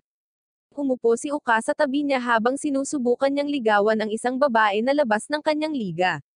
Ang sabi ng lasing na lalaki ay may regalo siya para sa dalaga, ngunit nang abutin niya ito, hindi niya sinasadyang nahawakan ang malusog na asset ni Uka, na naging dahilan upang masuntok siya nito sa mukha. Lumipad ang pakete, at pinaputukan ito ni Uka, dahilan upang ipagpalagay ng koponan na natagpuan nila ang kanilang target. Sinabi sa kanila ni Takiro na ay cover si Uka, kaya pinalibutan nilang lahat ang lalaki upang maaresto siya. Gayunpaman, lumalabas na ang pakete ay isang gaming system lamang. Biglang nabigla ang isang lalaking may hawak na singsing at tinakbo ito, kaya't sa halip ay sinundan nila siya, habang si Uka ay nananatili sa likod na nababalisa sa kanyang kawalang silbi. Bumalik sa akademya, humihingi ng paumanhin si Uka para sa pagkakamali, ngunit sinabi ni Yosegi na lahat sila ay makakaramdam ng parehong bagay kung sila ang nasa kanyang kalagayan. Sinabi ni Ikaruga na maaaring mawala sa kanila ang lahat ng kanilang mga puntos kung makakatanggap sila ng parusa, na nagpapasama sa pakiramdam ni Uka. Pagkatapos nilang suriin ang singsing na nabawi nila, sinabi ni Ikaruga na gawa ito sa mababang uri ng mahika at walang marka sa anumang makabuluhang bagay. Maging si Marie ay hindi masabi kung anong magic ang ginawa dito, na nangangahulugan na ito ay isa pang F-rank artifact na halos hindi makakakuha ng 5 puntos sa kanila. Sinabi ni Takiro na makakakuha sila ng dobleng puntos kung sila mismo ang mag-iimbestiga dito, ngunit nag-aalala si Uka kung ligtas itong subukan. Ipinaalala sa kanya ni Ikaruga na siya ang dahilan kung bakit kailangan nilang gawin ito, kaya wala siyang pagpipilian kundi pumayag dito. Nag-aalok si Ikaruga na subukan ito mismo, na nagmumungkahi na ang pinakamasamang sitwasyon ay ang ma-inlove siya sa isang tao at iminumungkahi niyang maaari niyang pisilin ang mga asset ni Yoshigi, or hawakan ang patag na asset ni Marie. Kinuha nila ang singsing mula sa kanya upang pigilan ito. Gayunpaman, ang mga babae ay hindi makapagpasya kung alin sa kanila ang dapat ding subukan ito. Sinubukan ni Uka na basagin ang laban nang lumipad ang singsing at dumapo sa daliri ni Takiro. Isang maliwanag na kulay rosas na ilaw ang kumikinang sa silid, at nang lumabas si Takiro, nakita niya si Yoshigi na gumagala-gala tulad ng isang paslit na sumangot ng pandikit. Sinunggaban niya ito at sinabi kung gaano kasarap ang amoy nito, dahilan para dilaan siya nito. Itinulak siya ni Takiro at napaatras nang mabangga niya si Marie. Si Marie ay nagsimulang magreklamo tungkol sa kanyang panloloko sa kanya kasama si Yoshigi, sinisisi ang kanyang patag na asset para sa pagkakanulo. Iginiit ni Marie na patunayan na ang mga maliliit na asset ay makapangyarihan din, kaya sinimulan niyang tanggalin ang kanyang jacket upang patunayan ito. Kapag ipinakita niya kay Takiro kung ano ang nasa ilalim, mabilis niyang isinara ang kanyang patag na asset at tumakbo para sa kanyang buhay.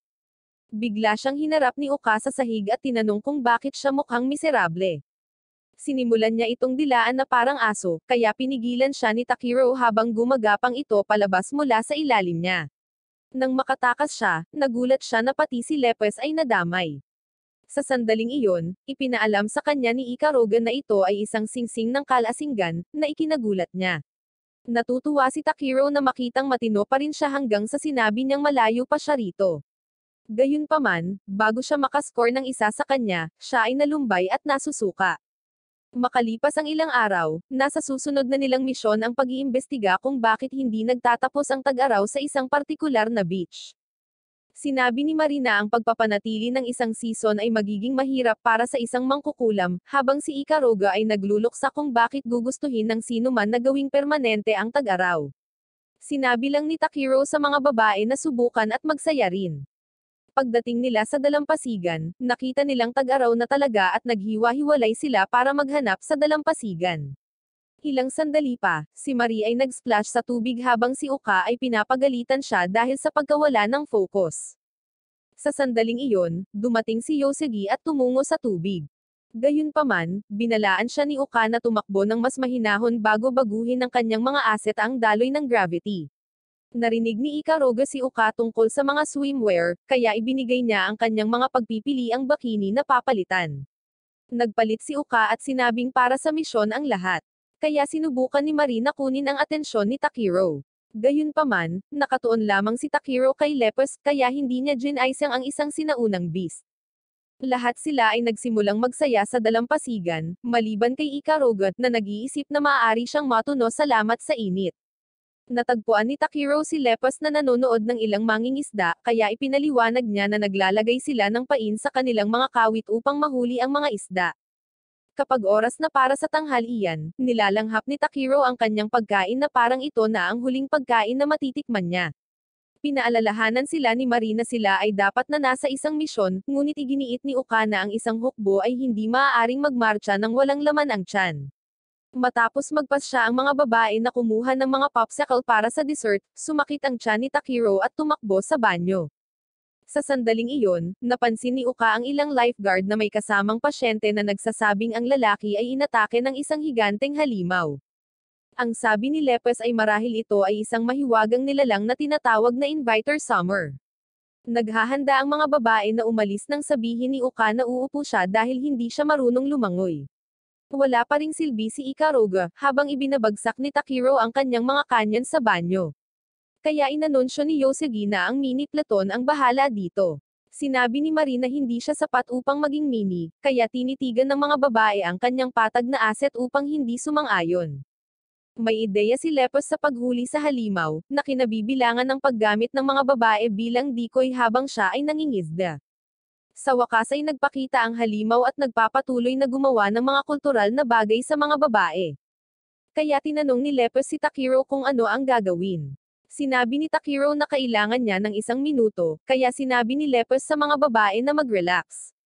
Gayunpaman, ang lubad ay naputol, at ang mga babae ay nakakaladkad sa ilalim. Sa wakas, bumalik si Takiro mula sa pakikidigma sa banyo at tumalon upang iligtas ang mga babae. Sa kasamaang palad, ang kanyang sandata ay masyadong mabigat sa ilalim ng tubig, kaya't pinagalitan siya ng mga babae dahil sa pagiging tulale. Iminumungkahi ni Lepus na gamitin niya ang kanyang anyo bilang pangingisda, kaya nag-transform siya sa isa. Nailunsad ni Takiro ang hook sa bibig nito, at nakalaya ang mga babae. Binigyan ni Uka si Marie ng kakayahang gamitin ang kanyang mahika, na nagpapahintulot sa kanya na pasabogan ang nilalang mula sa tubig. Maya-maya, naghahanda na silang umalis nang ibigay ni Uka ang mga mini platoon popsicle para sa pagsadyap sa araw. Nagtataka si Takiro kung bakit inuri si Marie bilang mini, ngunit sinasagot ng kanyang patag na asset ang tanong. Makalipas ang ilang araw, binisita ni Takiro ang isang kulungan na may pinakamataas na seguridad kung saan banihag ang mga mapanganib na nilalang. Pagkatapos ng security check, naghintay siya sa isang silid hanggang sa dumating ang kanyang kapatid na si Kasiki. Sinabi sa kanya ni Kasiki na mas gumwapo siya at tinanong kung mayroon siyang anumang kwento mula sa paaralan. Sinabi sa kanya ni Takiro ang tungkol sa kanyang mga baliw na bagong teammates, kaya tinanong ni Kasiki kung in love siya kay Uka. Sinabi ni Takiro na hinahangaan lang niya ang katapangan niya, kaya bahagyang nalungkot si Kasiki. Sinabi ni Kasiki na masaya siyang makita siyang lumaki bilang isang kahangahangang tao, ngunit iniisip ni Takiro kung paano siya magiging masaya kapag pinilit niyang gugulin ang kanyang buhay bilang isang bilanggo. Sinabi sa kanya ni Takiro na gusto niyang bigyan siya ng normal na buhay, kapag sinabi sa kanya ng isang anunsyo na tapos na ang kanyang oras. Nangako siyang babalik, kaya malungkot na nagmamasid si Kasiki at lumakad palayo. Nang maglaon, ang Clayton ay nagpapatuloy sa isang misyon sa downtown at tinamaan ni Yosugi ang kotse at lumipat sa isang motorsiklo. Hinabol sila ni Uka at sinabihan silang sumuko. Gumagamit ang mga lalaki ng instant spell para palakasin ang takbo ng motorsiklo, ngunit hindi kailangan ni Uka ng magic para maabyutan sila, salamat sa nakakabaliw na mga modification ni Ikaruga. Sumenya si Uka kay Takiro na pumalit, kaya hinarang niya ang mga ito at hiniwa ang gulong ng kanilang mga motor. Pagkatapos, hinuhuli niya sila.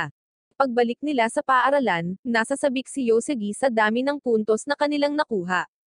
Pinupuri siya ni Ikaruga sa maraming pagbabago, ngunit talagang pinag-uusapan niya ang tungkol sa pagtaas ng laki ng asset niya. Napansin ni Uka ang mga eyebag sa ilalim ng mga mata ni Takiro, at nagtanong kung hindi siya natutulog. Pinayuhan niya itong magpahinga at umasa sa kanya kung nahihirapan man siya. Naalala ni Uka ang kanyang nakababatang kapatid na babae at nagmungkahi na bisitahin niya ito. Kaya, sumasang-ayon si Takiro. Nang maglaon, naisip ni Takiro na nakikita niya ang babae mula sa ika-15 Clayton, na tila inatake, ang bala ng kanyang mga baging. Gayunpaman, ito ay talagang sina Kyuya at Sogitsu. Sinubukan ni Takiro na tanungin siya kung ano ang nangyari sa babae, ngunit tinawag siya ni Kyuya na isang taksil at lumayo. Bumalik sa pasilidad, nakipagkita sina Sogitsu at Kyuya kay Hayato, na nagsabi sa kanila na sinubukan nilang gamutin si Kasiki sa loob ng 30 oras. Sinabi ni Sogitsu na sa tuwing bibisitahin siya ni Takiro, tumatatag ang kanyang mental vitals na kadalasang nakakatulong para sa kanila. Nagsisimulang magising si Kasiki, kaya sinabi ng isa sa mga siyentipiko na hindi nila makita ang anumang mga particle ng mana. Ipinaliwanag ni Sogitsu na siya ay talagang isang demonyo, at kapag ang kanyang kapangyarihan ay nailabas, anumang bagay na mahawakan nito ay mako-convert sa isang bahagi niya. Maaari niyang ubusin ang buong planeta kung hindi mapipigilan. Kaya naman paulit-ulit nila itong pinapahirapan. Samantala, nagsimulang mag-hallucinate si Kasiki tungkol sa pag-alis ng kanyang kapatid kasama ang isa pang babae habang siya ay nananatiling nakakadena. Biglang tumubo ang isang sungay mula sa kanyang ulo, at ang kanyang kwelyo ay nawasak, na naging sanhi ng pagiging alerto ng siyentipiko. Sinabi ni Kyuya na siya ay nagkakasakit sa kanyang tiyan habang nanonood lang, ngunit sinabi sa kanya ni Sogitsu na pakalmayan ang kanyang sarili. Pagkatapos ay binalaan niya si Hayato na si Kasiki ay lumaki mula 5 taon na ang nakakaraan, ngunit sinabi ni Hayato na itataya niya ang kanyang buhay upang pigilan siya. Agad na tumungo si Hayato sa ibaba ng lupa, na sinasabi sa lahat ng iba pang mga inquisitor na tumalikod. Pagkatapos, humarap siya kay Kasiki habang naghahanda itong labanan ito ng isa pang beses. Ngunit ang tanging inaalala niya ay ang makita si Takiro. Samantala, ang ika-35th Clayton ay nasa isa pang undercover na misyon. Si Marie at Yosegie ay nakadamit bilang mga little helper ni Santa, na namimigay ng mga Christmas cookies. Mukhang walang pumapansin kay Marie, ngunit si Yosegie ay nakakabenta ng madami salamat sa lakas ng kanyang jingle assets. Sa sandaling iyon, huminto ang isang kotse sakay ang kanilang target, kaya sinabi ni Uka sa mga babae na maglagay ng tracker sa kanya. Sinusubukan ni Yosegie na painitan sila gamit ang kanyang libreng screening ng asset ngunit hindi nila siya pinapansin tulad ng pagwawalang bahala ng iyong crush sa iyong pag-iral. Gayunpaman, si Marie ay nakapagbigay sa kanila ng isang libreng sample na nagpapatunay na ang lalaki ay malamang na isang kakulangan ng konkreto. Biglang napansin ng target na may mali at umatake, kaya tinakpan ni Marie ang mga babae ng kanyang kalasag. Sinusubukang magpaputok si Uka pabalik kapag ang mga nilalang na puno ng ubas ay nagsimulang tumubo mula sa mga bala. Hinahabol ni Takiro ang mga target, ngunit nang makarating siya sa isang madilim na eskinita, nakarinig siya ng kakaibang hiyawan. Lumabas si Kisiki at sinabing sinundan niya ang tunog ng tibok ng kanyang puso. Pagkatapos, bumagsak siya sa mga bisig nito at sinabing gusto niya lagi siyang hawakan ng ganoon. Napansin ni Takiro ang mga katawan na iniwan niya at kinabahan. Kaya, nang magtanong si Uka at ang mga babae kung ano ang nangyayari, hinayla niya ang kanyang espada sa kanila at sinabihan silang lumayo. Pinaalalahanan siya ni Uka na hindi niya sila kaaway, kaya huminahon si Takiro at ipinaliwanag na lubhang mapanganib si Kisiki. Gayunpaman, tinitiyak niya sa kanila na pipigilan niya ang kanyang kapatid na babae na saktan ang kanyang mga kasama kung kinakailangan.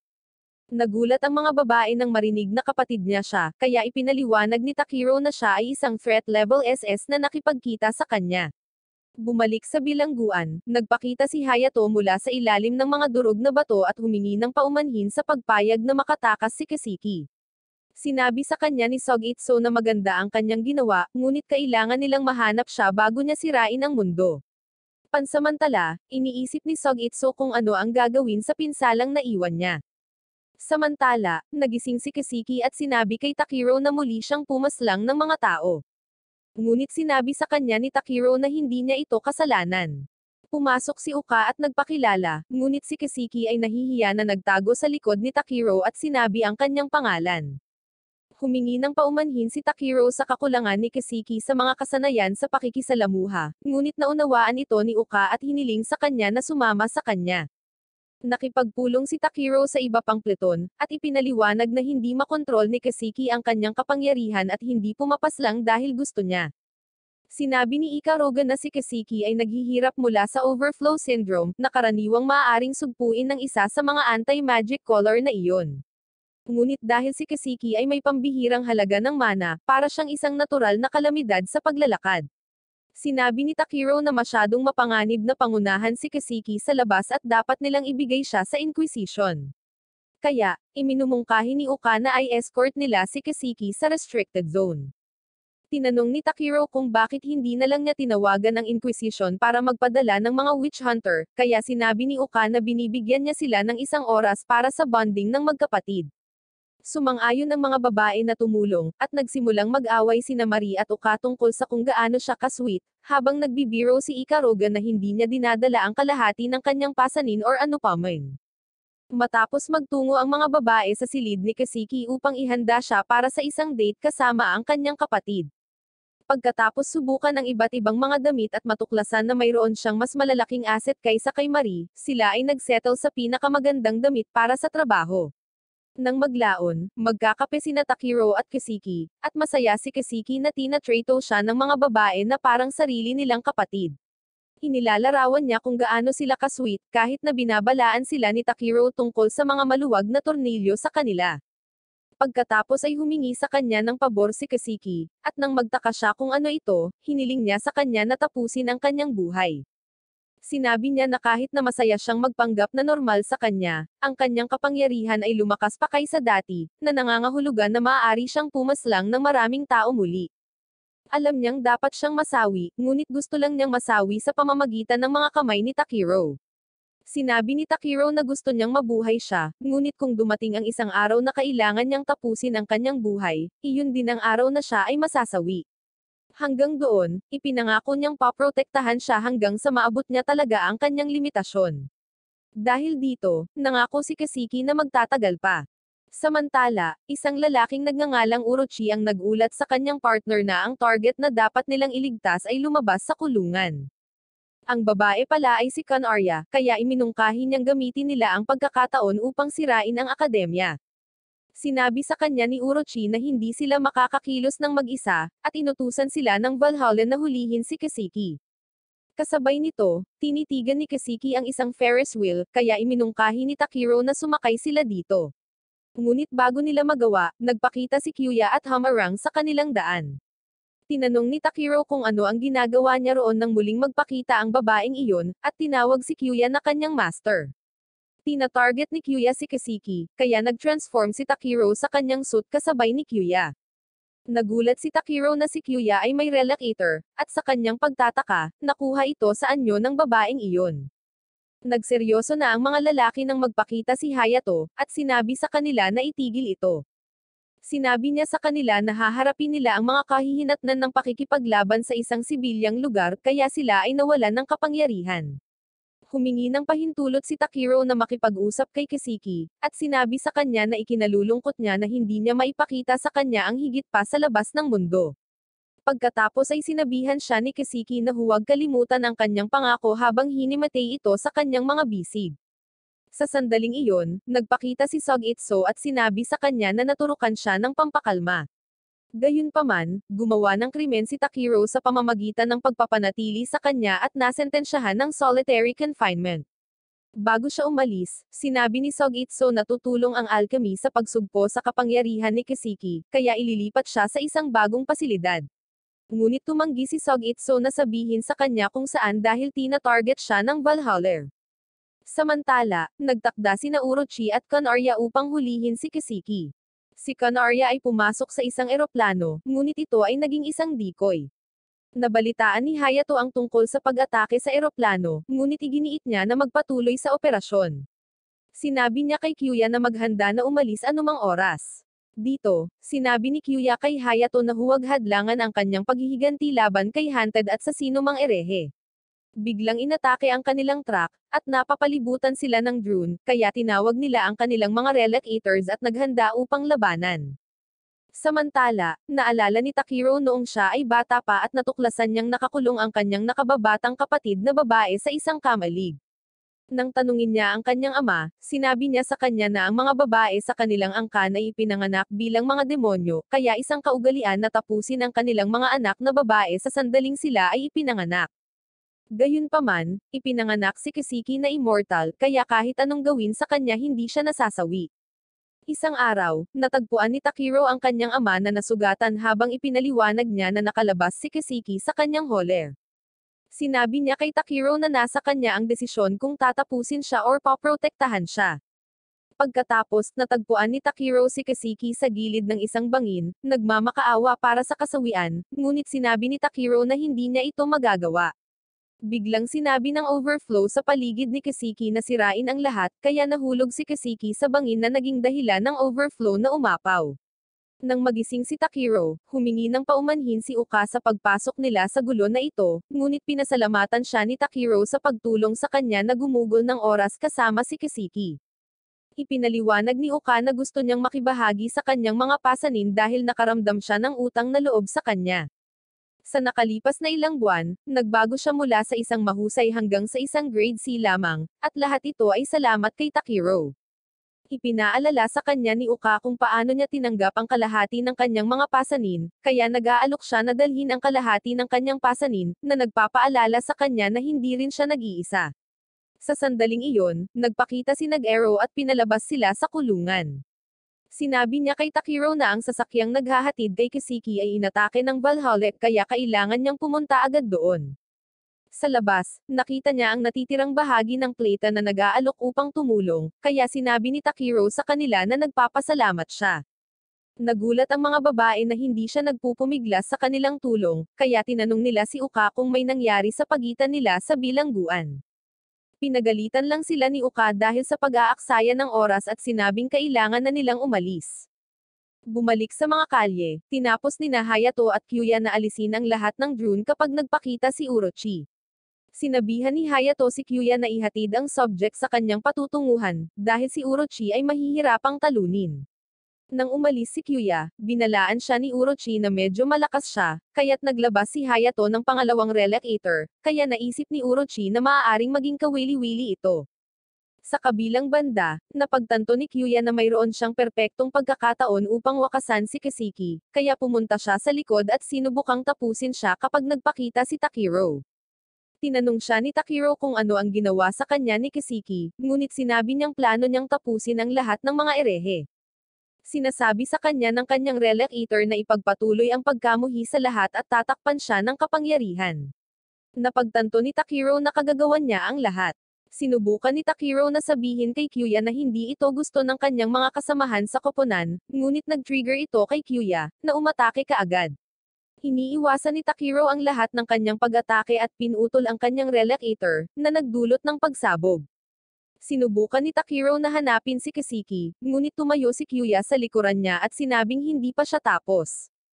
Gayunpaman, inalis ni Uka ang kanyang Relic Eater habang si Yoshigi ay nakatutok sa kanya ang rifle. Nang wala nang magagawa, ipinangako ni Kyuya sa kanila na pagsisisihan nila ito at tumalon sa tubig sa ibaba. Pagkatapos nito, sumugod si Takiro kay Kiseki para palayain siya, nangako na gagawa siya ng lugar para sa kanya sa mundong ito. Pinapanood ni Sogitsu ang lahat ng ito at ipinaliwanag niya na dahil ipinagkaloob ng kapangyarihan ni Kiseki ang kanyang mga hiling, si Takiro lang talaga ang maaaring wakasan ang kanyang kapatid. Sa sandaling iyon, ipinakita ng kapangyarihan ni Kiseki ang mga pangitain ni Takiro sa lahat ng pagkakataong sinubukan ng mga tao na tapusin ang kanyang buhay. Sinabi sa kanya ni Kiseki na sinubukan niya ang kanyang makakaya, ngunit oras na para sa kanilang dalawa na umalis sa mundong ito. Biglang sumulpot si Hunted at ibinaon si Takiro gamit ang kanyang mga baging. Nang makita ito ni Kiseki, nawalan siya ng kontrol sa kanyang kapangyarihan. Binalaan ni Ikaruga ang Plata na ang pinakamasama ang nangyari, at sinabi sa kanila na muling magsama-sama habang ang pag-overflow ni Kiseki ay nagsimulang sumire sa lungsod. Kasama ni Sogitsu ang chairman ng alchemy, si Suzuka, na may tama rin sa ulo. Sinabi sa kanya ni Sogitsu na marami silang isinakripisyo para lang masiyahin ang kanyang pagkamausisa, ngunit nang mag-alok si Suzuka na tumulong sa paglilinis ng kalat, sinabi sa kanya ni Sogitsu na ang kanilang pinakahuling sandata ang gagawa nito para sa kanila. Pagkatapos ay iminumungkahi niya na tumaya sila kung magagawa ni Takiro na wakasan ang kanyang sariling kapatid na babae. Samantala, si Hunted na tila balisa ay gusto si Kiseki at sinisikap na huwag mahuli sa kanyang pag-overflow. Si Uka ay nagpakita at sinabi sa kanya na ibalik si Takiro, ngunit sinabi ni Hunted na si Takiro ang kanyang decoy. Inilabas ni Uka ang kanyang sandata at nagsimulang umatake, kaya hinarap siya ni Hunted at sinabing madali siyang haharapin kung hindi niya huhugutan ang kanyang pagbabagong bayani. Tinusok niya ito at sinipa sa tiyan, ngunit bago pa man siya makaatake muli, kinakain siya ng pag-overflow ni Kiseki, ngunit tila nakaligtas siya. Pagkatapos, sinabi ni Uka kay Vlad na bumuo ng kontrata sa kanya. Ipinaalala ni Vlad sa kanya na nagplano lamang siyang bumuo ng isang kontrata para sa paghihiganti, ngunit sinabi ni Uka na kailangan niyang protektahan ang mga taong lumalaban sa kanyang tabi. Ipinahayag ni Vlad na binalak niyang kainin siya, at gusto niya ng kontrata para sa paghihiganti, ngunit sa halip ay naantig siya sa kanyang kasalukuyang mga dahilan.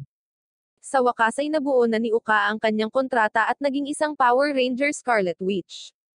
Bumalik siya para salakayin si Hunted na sa wakas ay nag-transform din sa kanyang hero suit. Pareho silang lumaban hanggang sa sumenya si Uka kay Vlad na iwaksi ang sandata ni Hunted at pinalipad siya sa pag-overflow ni Kiseki. Pagkatapos, tumakbo si Uka para sunduin si Takiro at Clean Ear ang daan para sunduin sila ni Ikaruga at ng mga babae. Habang nagmamaneho sila palayo, nagulat si Ikaruga sa sobrang lakas na kapangyarihan ni Kiseki. Tinanong ni Uka kung paano nila siya mapipigilan, kaya ipinaliwanag ni Ikaruga na kailangan nilang patuloy na sirain ang kanyang umaapaw na kapangyarihan hanggang sa mawala ang galit. Si Kiseki lang ang immortal, ngunit ang mga bagay sa labas ay maaaring sirain. Gayunpaman, walang nagsasabi kung gaano katagal ito aabutin, maaaring ito na nga ang katapusan ng mundo. Ang tanging pagkakataon nila na wakasan ang kanyang buhay ay kung pipiliin ni Takiro na gawin ito. Biglang umabot sa kanila ang pag-overflow at pinabagsak ang kanilang sasakyan. Kaya si Marie ay bumubuo ng isang proteksyon na hadlang habang si Uka ay sinusubukang sirain ang pag-overflow. Nagbalik siya bilang Ranger Witch at sinabihan si Marie na alagaan si Takiro at ang iba pang mga babae. Plano ni Uka na tiyakin na hindi kailangang pagdaanan ni Takiro ang kanyang naranasan at tapusin ang kanyang kapatid, kaya sinimulan niyang pigilan ang pag-overflow sa lahat ng mayroon siya. Samantala, sinisisi ni Takiro ang kanyang sarili sa pagdudulot ng lahat ng kaguluhan, dahil hindi niya ito magawa 5 taon na ang nakakaraan. Sinabi ni Lepes kay Takiro na hindi pa huli ang lahat, at maaari niya itong bigyan ng kapangyarihan. Sinabi sa kanya ni Lepes na maaari niyang ialay sa kanya ang kanyang tunay na kapangyarihan kapalit ng pag-aalay nito sa kanya ng lahat. Kaya, tinanong niya siya muli kung handa siyang talikuran ang kanyang sangkatauhan upang makamit ang kanyang mga layunin. Dito, iniisip ni Takiro ang lahat ng mga tao sa kanyang buhay at ang lahat ng oras na ginugol niya sa kanila at nagpasya siya. Tinanggap ni Lepes ang kanyang kagustuhan at kinis siya, kaya kinokolekta niya ang kanyang kaluluwa kapalit ng pag-activate ng God Hunter mode. Samantala, sinisikap ni Uka na iwasan ang pag-overflow habang sinasabi nito sa kanya kung gaano siya kinasusuklaman ni Kisiki sa pagkuha kay Takiro. Sinubukan ni Kisiki na pigilan ang pag-overflow, ngunit hindi ito nakinig sa kanya. Napagtanto ni Uka na ito ay nagtatagal na, at kailangan niyang bumalik at tulungan ang Clayton. Gayunpaman, ang pag-overflow ay may anyo ng lumilipad na mga demonyo at pumapalibot sa kanya. Kaya mabilis na ina-activate ni Uka ang kanyang relic at umatake sa kanila. Kasabay nito, nagpupumilit si Marie na panatilihin ang kalasag habang iniaabot ni Ikaruga kay Yosegi ang huling bala na mayroon siya. Biglang lumabas sa sasakyan ang bagong anyo ni Takiro at sinira ang lahat ng overflow sa lugar. Muling sumama sa kanila si Uka, at nang makita niya si Takiro, iminumungkahi niyang magtulungan silang lahat. Ngunit biglang hinigop ni Takiro ang lahat ng kanyang kapangyarihan at sinabi sa mga babae na alagaan siya. Sinabi ni Uka kay Takiro na hindi niya dapat tapusin ang kanyang pamilya gamit ang kanyang sariling mga kamay, ngunit sinabi ni Takiro na hindi lang si Kisiki ang kanyang ipinaglalaban. Humingi siya ng paumanhin sa team at sinabing hindi na siya makakalakad sa tabi nila. Pagkatapos, lumipad siya. Nang tawagin niya si Kisiki, gumaan ang pakiramdam niya na sa wakas ay natapos na niya ang lahat ngunit bumalik si Hunted at sinubukan siyang pigilan. Nang maglaban sila, nagtanong si Hunted kung paano siya nag-transform sa God mode para tapusin ang sarili niyang kapatid. Kaya napagpasyahan niya na kailangan niyang tapusin si Takiro doon. Si Kisiki ay nagsimulang mag-alala tungkol sa kanyang kapatid, ngunit ang pag-overflow ay sinusubukang kumbensihin siya na ang lahat ng ito ay kasalanan niya. Inamin ni Takiro na hindi niya nagawang wakasan ang kanyang kapatid noon, ngunit iginiit niya na mananatili siya sa kanyang mga hangarin ngayon at iligtas si Kisiki. Ang overflow ay tumututol at iginiit na kailangan niyang masawi kasama si Kisiki, at nang subukan ni Kisiki na sabihin dito na ayaw niyang masawi ngayon, nilamon siya ng buo. Napagtanto ni Takiro na wala siyang oras na dapat sayangin, kaya pinutol niya si Hunted na nagdulot ng malaking pagsabog. Tumakbo siya sa overflow para hanapin si Kisiki. Kapag nahanap niya siya, sinimulan niyang sipsipin ang mahika mula sa kanya. Kaya, nagtatanong ang overflow kung hahayaan niyang pahirapan siya muli. Inamin ni Takiro na kailangan niyang tiisin ito hanggang sa makahanap siya ng paraan para iligtas siya. Pagkatapos, nawala ang overflow. Nang makita ito ni Orochi, sinabihan niya si Kanarya na kailangan nilang umatras, kaya't sumang-ayon siya. Pumunta si Sogitsu para makita si Orochi, na hindi niya nakita sa loob ng 100 taon. Tinanong ni Orochi kung sinusubukan niyang gamitin si Takiro para maulit ang kasaysayan, kaya sinabi sa kanya ni Sogitsu kahit paano nila ito labanan, ang impyerno ay muling bababa sa kanila. Matapos mahanap ng iba pang Clayton si Takiro at tinanong kung ligtas ang kanyang kapatid, inamin ni Takiro na hindi siya eksaktong naligtas. Kaya, sinabi sa kanya ng mga babae na maaasahan niya ang mga ito na tutulong din sa pagdadala ng kalahati ng kanyang pasanin. Dahil dito, pinasalamatan sila ni Takiro, at pinapanood nila ang pagsikat ng araw sa lungsod.